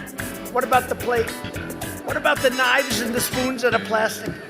Oh, they're okay. But the straws we got to ban. He's very uncultured. It's just like complete retarded boomer shit. Thanks for the donation, Animal Liberation. Sir, my name's Marvin. I'm from the United Marmot Association. Okay, I'm gonna. Oh, it's in here. Oh my God. Yeah. That's a good marmot. Same dictator who used to threaten even the most powerful countries is now literally requesting the youth to end this rebellion. President Xi Jinping took great pains to send a strong message of empowerment to Chinese youths. As if that wasn't enough, China is now facing severe consequences for a policy implemented 44 years ago. The world's most populous country is facing a crisis. It does not have young people to man its factories or join its army. But what exactly is this rebellion? Why are Chinese youth so frustrated? And most importantly, how are these problems becoming a nightmare for China? In March of 2022, Bailan, a Chinese term, gained immense popularity in China. So much so that in just 6 months, it got more than 91 million views on Chinese app Weibo. I mean, 91 million views in a country like China? You can imagine how serious the issue must have been. Because China generally bans such trends which could pose a threat to the CCP's leadership. Maybe China dismissed it as just another trend and ignored it. But the consequences it started showing later were something no one could have imagined. Now, I have my suspicions that the CCP's bots have always been disliking my China videos in order to suppress it in the algorithm. So, if you guys can just take a quick second of your time and tap that like button below, it helps me out a lot with the YouTube algorithm, especially when covering topics that are exposing the CCP. Thanks so much. The term Bailan translates to let it rot. In this movement, young people refuse to put further efforts in life because they don't see any hope in doing so. Many of them have quit their jobs, abandoned their families, stopped working hard, and started accepting being ordinary. In fact, this wasn't the first such trend in China. In 2021, the concept of tangping, which means lying flat, was one of the top 10 internet buzzwords in China. But the question is, how did China end up in this situation? Although the trend emerged in 2022, the roots of this discontent didn't stem from an overnight event. They were the result of a ripple effect from numerous Chinese policies. November 16, 1993, New Oriental Education, a private educational services company, was founded in China. It started seeing massive success, so much so that it even became the largest provider of private educational services in China. It even got listed in the New York Stock Exchange in 2006, and on the Hong Kong Stock Exchange in 2020. The private tutoring sector was getting established in the 1990s, and in the span of a decade, like New Oriental, some of the biggest players were expanding so quickly, they started issuing shares. In fact, before getting listed, New Oriental in 2004 even reported that the size of the educational market in China was approximately 580 billion RMB, or about $72 billion. So the tutoring market was booming, and it provided a huge number of jobs. Estimates even suggest that China's lucrative tutoring industry once employed around 10 million people. But there's a reason I'm using the word once, because what China did to this industry in 2021 shocked the entire world. It erased billions of dollars of wealth from the markets, listing companies lost 80 to 90% of their value, tens of thousands of them lost their jobs, and it destroyed the entire Kid Boo donated $2. Let me see. So, Cackling Harris finally announced her VP running mate, and at her last rally, she said this. And together together when we win in November, we are finally going to pass universal background checks. Red flag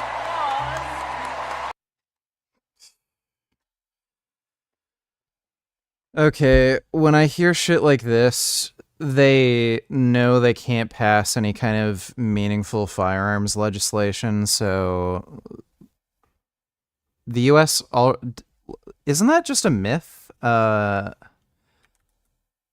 Does the US require universal background checks for guns? Current federal law requires background checks to be performed for anyone purchase a firearm at a federally licensed gun dealer. However, only 40% of guns sold through a federally licensed dealer. Oh, I see. So, okay, that literally does nothing. So about 40% of sales are private sales. And I'm pretty sure the gun show loophole thing is bullshit. This is from AAP. Yeah, so if you go to any gun dealer, there are already universal background checks. They're just saying if you want to make a private sale, you still have to pass a background check. And an assault weapons ban. Yeah, assault weapons ban. Like, that'll do anything. So Tim is a hunter and a gun owner who believes, as the majority of gun owners do, government fails. Yeah, this cucked lib shit. That's the downside with democratic leadership. You get retarded shit like that. Thanks for the donation, Kidboo.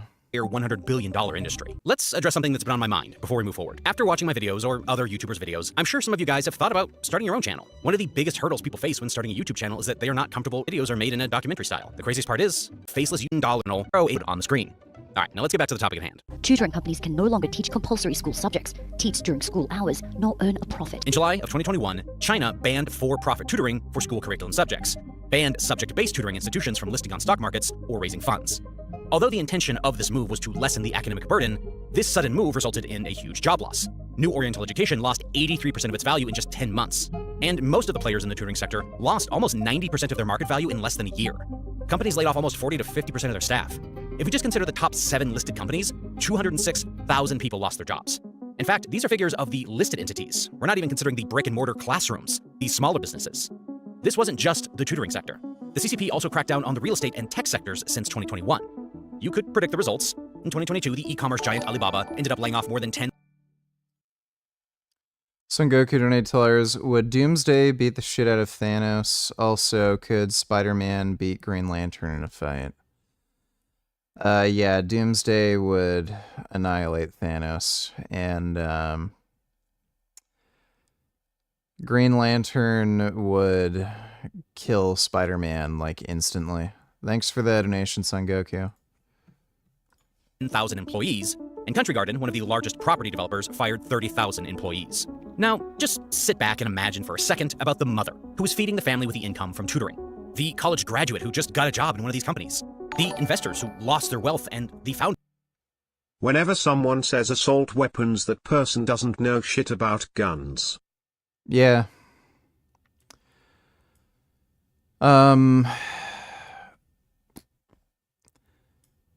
I don't know why this is so culturally pervasive.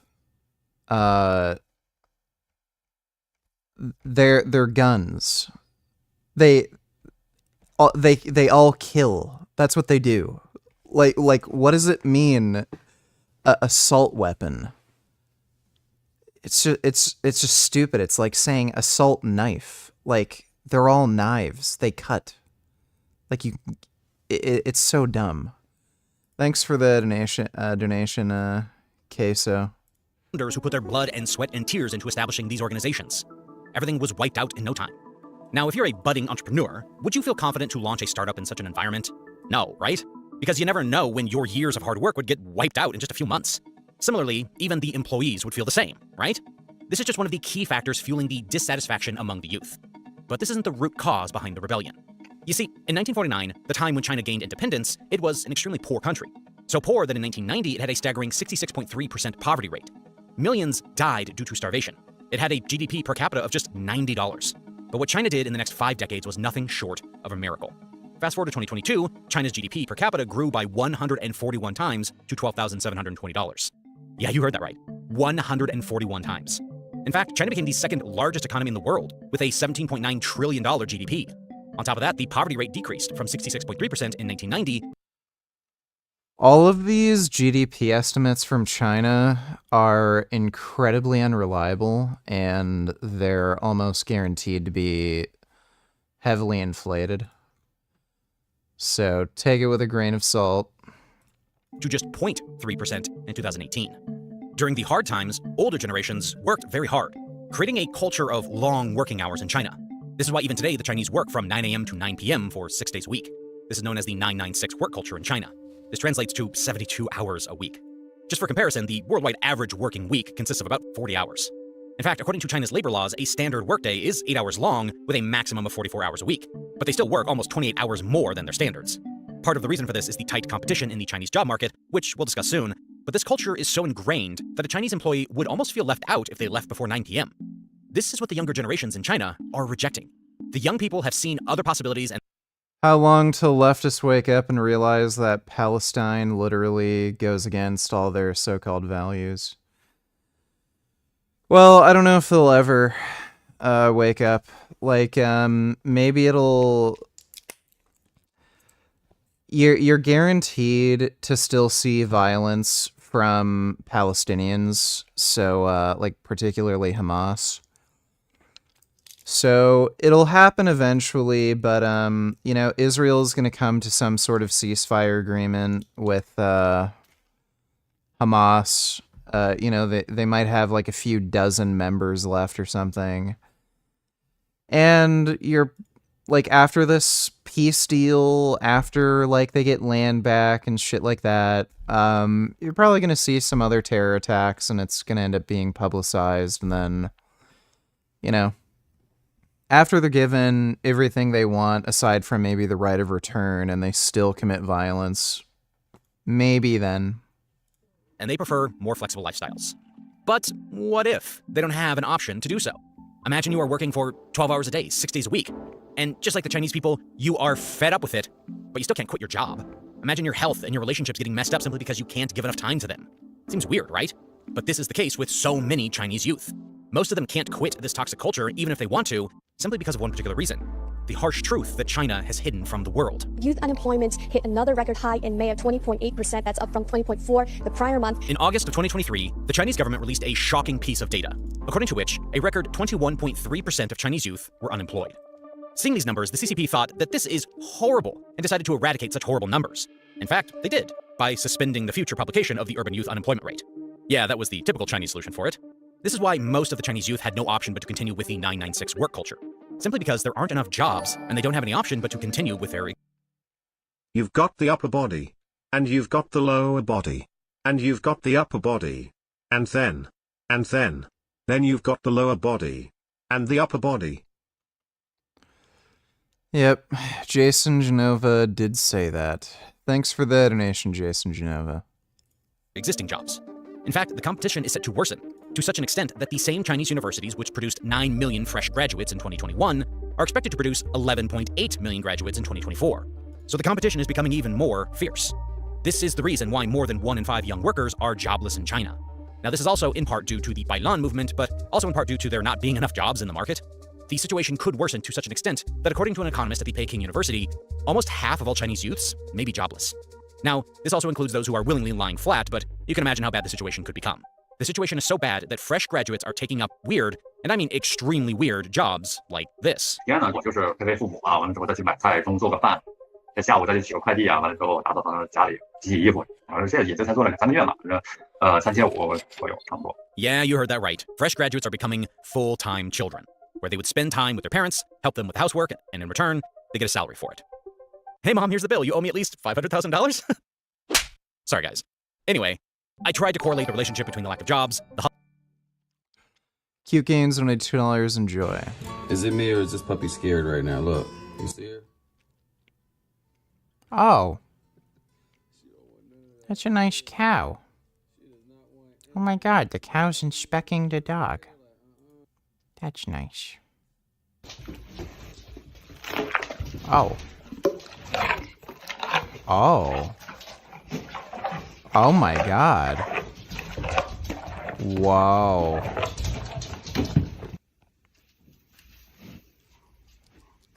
That's you. That's you. You're handsome. Oh my god. You're so handsome. That's a nice cow.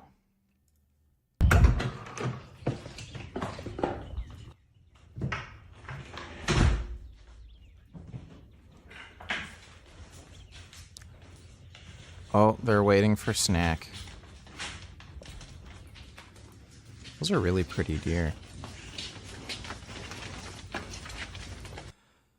This isn't a good idea, by the way, because they carry ticks that have Lyme disease, so you don't want to get close to deer.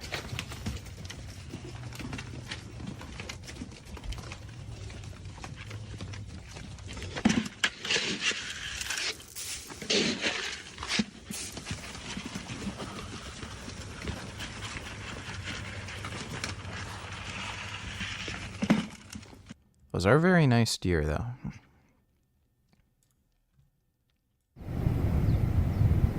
Oh! Oh my god! They're friends. Look at them. They're really good friends. Oh. They're inspecting each other.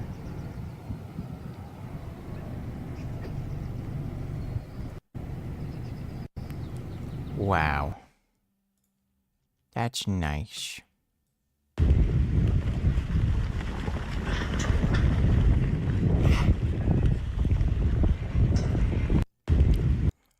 That's a lot of sheep.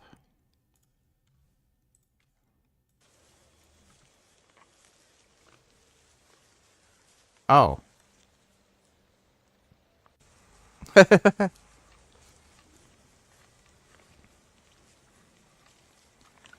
Guess that deer knows there's food there, or maybe it's a really young deer that lost its mom or something. Thanks for the donation, Cute Gains. Hustle culture and the Bailan movement. When I studied multiple case studies on this, the plight of the helpless Chinese youth kind of shook me. This is what I found. In an interview with CNBC, 30-year-old Crystal Guo said that she first became the victim of China's crackdown on the private tutoring system. Finally, after 6 months and a lot of struggle, she found another job at a real estate company. Unfortunately, her entire department was laid off in a few months. She tried to find another job, but this was the time when the tech industry was also reporting layoffs.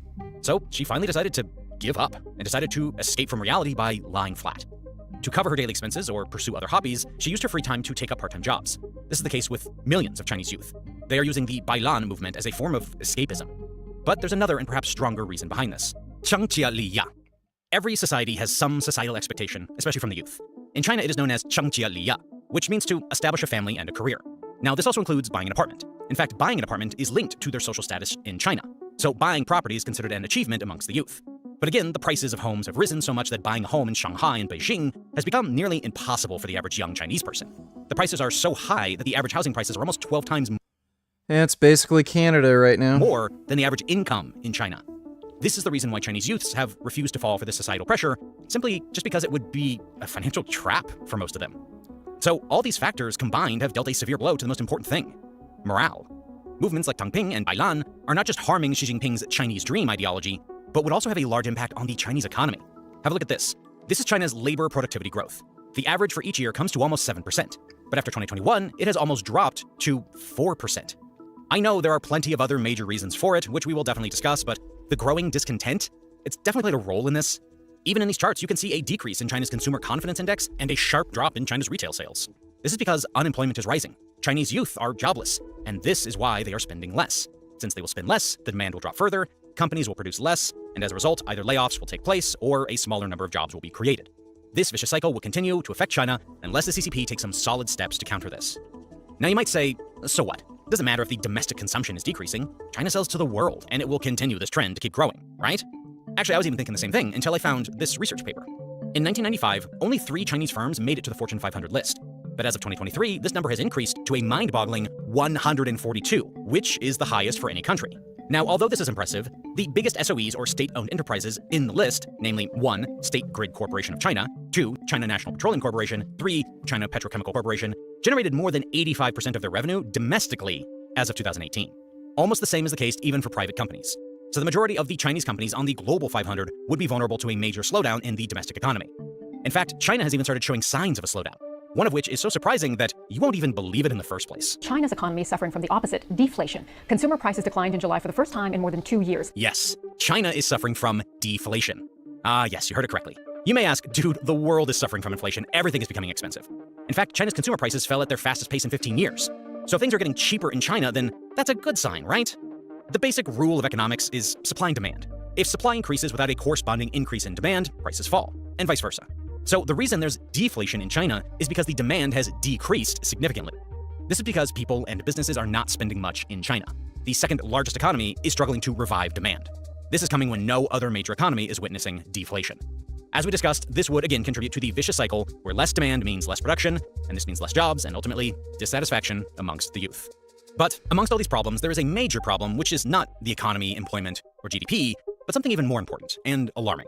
In fact, this factor I'm talking about is so crucial that it has broken many countries and is still haunting many countries in the world. Now, China's leaders are trying to find ways to battle what many economists have described as a demographic ticking time bomb. This is none other than the population problem.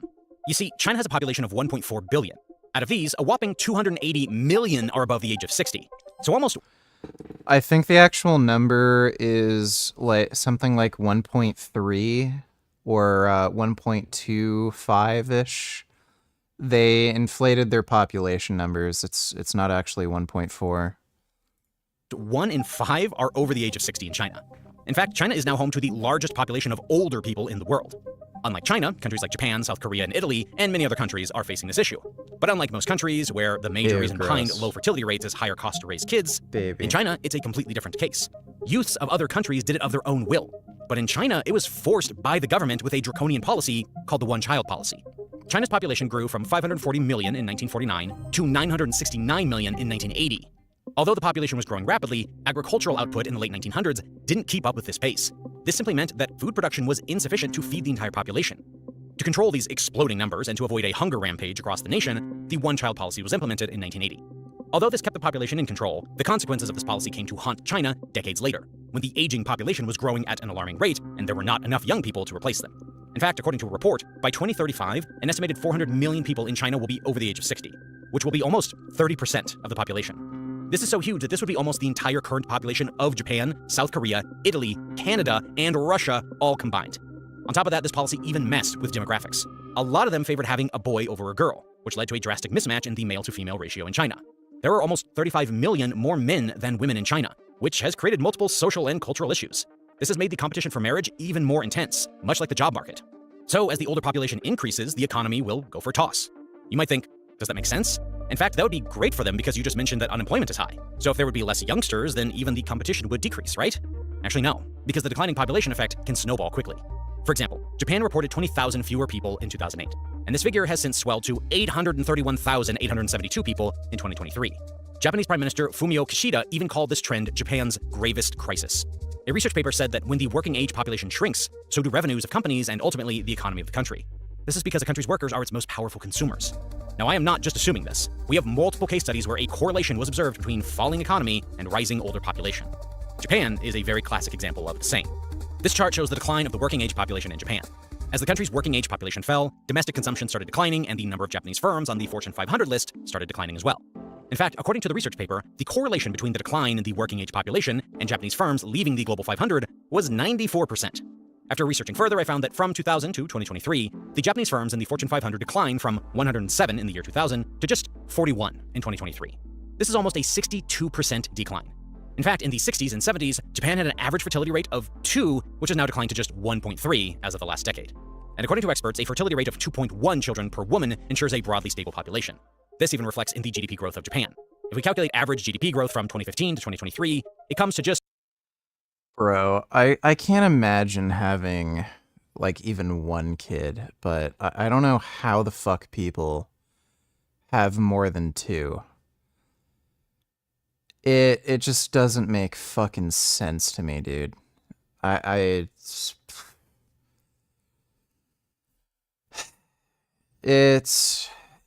better this way. There needs to be less people, you know? 0.6%. Statista data even predicts that this growth rate will fall to just 0.45% in 2029. Similar is the case for South Korea. The fertility rate is just around 1.1. 10-year GDP growth averages to just around 2.5%. And even in this case, it is predicted to fall to just 2.03% in 2029. In fact, this pattern has been observed for almost every other country with a falling population. Now, you might argue that these countries are growing slow because they've already grown so fast, and that there's almost no room for growth right now. And partly that is true, but still they would have been far better than what they are today in terms of GDP growth if they would have maintained their population. The US is a very classic example for the same. The younger population is important because of two very important reasons. Number one, a declining population means fewer people, which results in less demand for goods and services. This exerts a downward pressure on prices, causing deflation. When this happens, the economic slumps or recessions are more likely. This is what China is facing currently. Declining population affects the supply side of the economy as well as the demand side. So generally on the supply side, a decline in population results in reduction of labor supply and the production. On the demand side, declining population results in reduction in the demand of consumption goods and services and housing. So the entire domestic market for the goods and services just collapses. And number two, the country is left with fewer workers as more people retire, leading to an imbalance where the government revenues from taxes fall while spending on retired people increases. So what is China doing to tackle this problem? China realized the magnitude of this problem and it decided to finally end the one-child policy in 2016. Maybe it was too late then and it had a good reason. Beginning in early 2016, all families were allowed to have 2 children. The fertility rate in 2016 was 1.67, which improved to 1.69 in 2021, but it was still lower than the standard fertility rate of 2.1. This is why the CCP formally passed a law in August of 2021, which allowed married couples to have as many as 3 children. But even after allowing 3 children, the fertility rate reached to just 1.7%. This has the same reasons why even the Koreans and the Japanese aren't having enough children. The Chinese are concerned whether they would really be able to afford more children or not. In fact, decades of messaging and policies promoting the idea of having only one child have made many people believe that having just one child is actually better. Maybe the situation would... You know, this is the kind of end result of consumerism, basically. You know, if we had an economic system that had a bit of a healthy balance between, you know, people making money and being able to, you know, like work harder, live better lives, but also, you know, not price gouging, making things, like trying to make as much profit as possible, taking advantage of people with like really fucking manipulative advertising, trying to create a consumerist culture where people need to buy more and more and more to suck more money out of them. Like, yeah, it leads to a society where you have to be on this like treadmill that just keeps getting faster, faster, faster. And then you're supposed to like juggle like having kids, work, family while being on this super fast treadmill. We wouldn't have this fucking problem. If we like it's going to happen at some point where you're going to have government policies that limit the price of goods, especially housing. That has to end up happening. But if you just limit corporate profits and have an economic system that like considers the well-being of your average working jack-off so that they can afford things without having to like work absurdly long hours, stress out about their fucking job, and then you'd probably have more people having kids because, you know, they can just fucking enjoy their lives and they don't have to worry about fucking bills and food and shit constantly.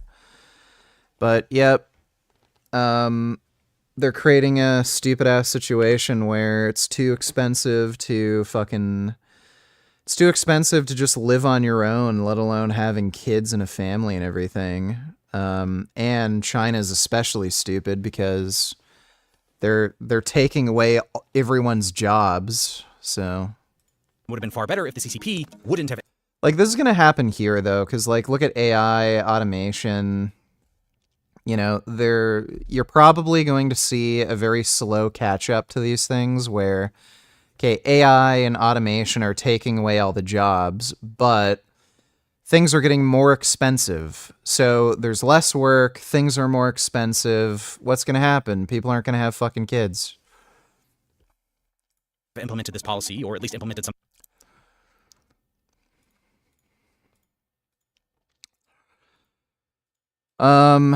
Okay, I'm really fucking tired. I think I'm gonna go to bed soon. Watch some pizza reviews and shit.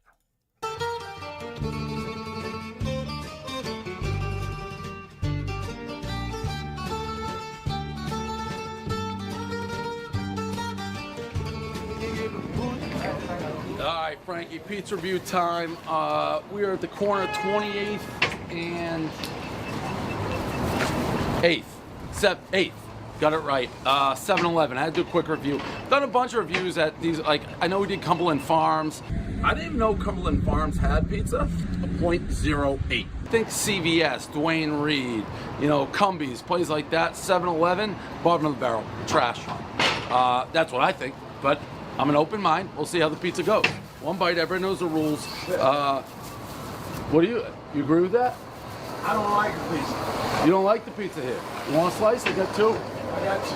You want one? I got two. You got two. He's got two. He doesn't like the pizza, won't even try it. Probably not a great sign when he won't take one. You have my two. Well, you make me think this isn't going to be very good.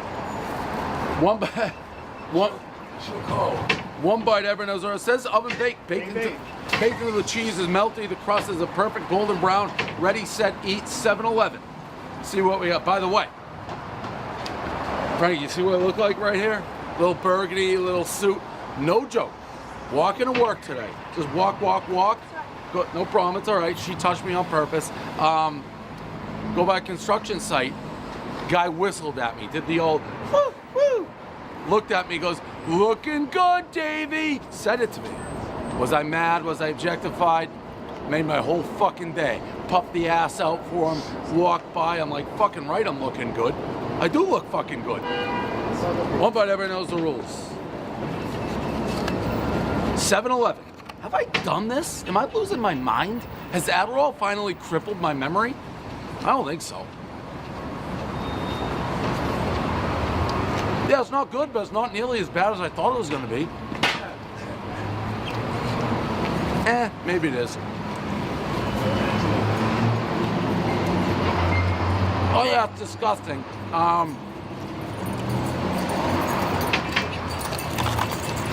When you do places like this, first of all, I don't know why you would ever get this in New York, because they have dollar slices. This costs $1. They got dollar slices every corner that's like real pizza.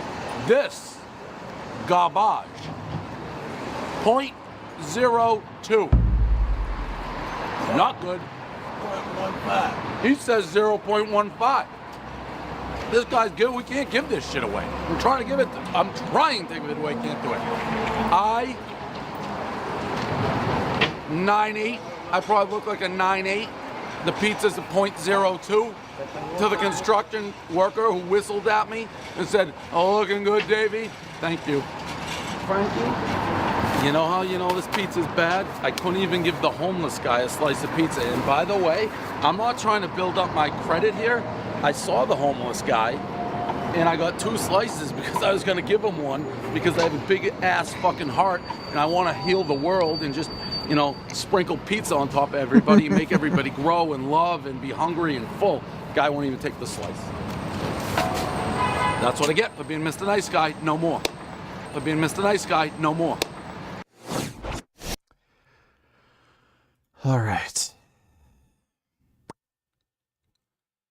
I am very tired. I've been training all day, eating nothing, so I am going to get some rest. Tomorrow is a shorter training session. So, I might be on tomorrow afternoon, and we'll do a longer stream. Might do 2 streams. It might be from the dieting, but I'm hearing myself talk, and it sounds like somebody else is talking. I'm getting a weird disassociative thing where I'm watching somebody else talk. It's very weird. So yeah, that's going on. But yeah, I'll be streaming tomorrow in any case, so I'll see you all then. Big thanks to everybody who donated in Streamlabs. I really appreciate it, and I'll see you all tomorrow.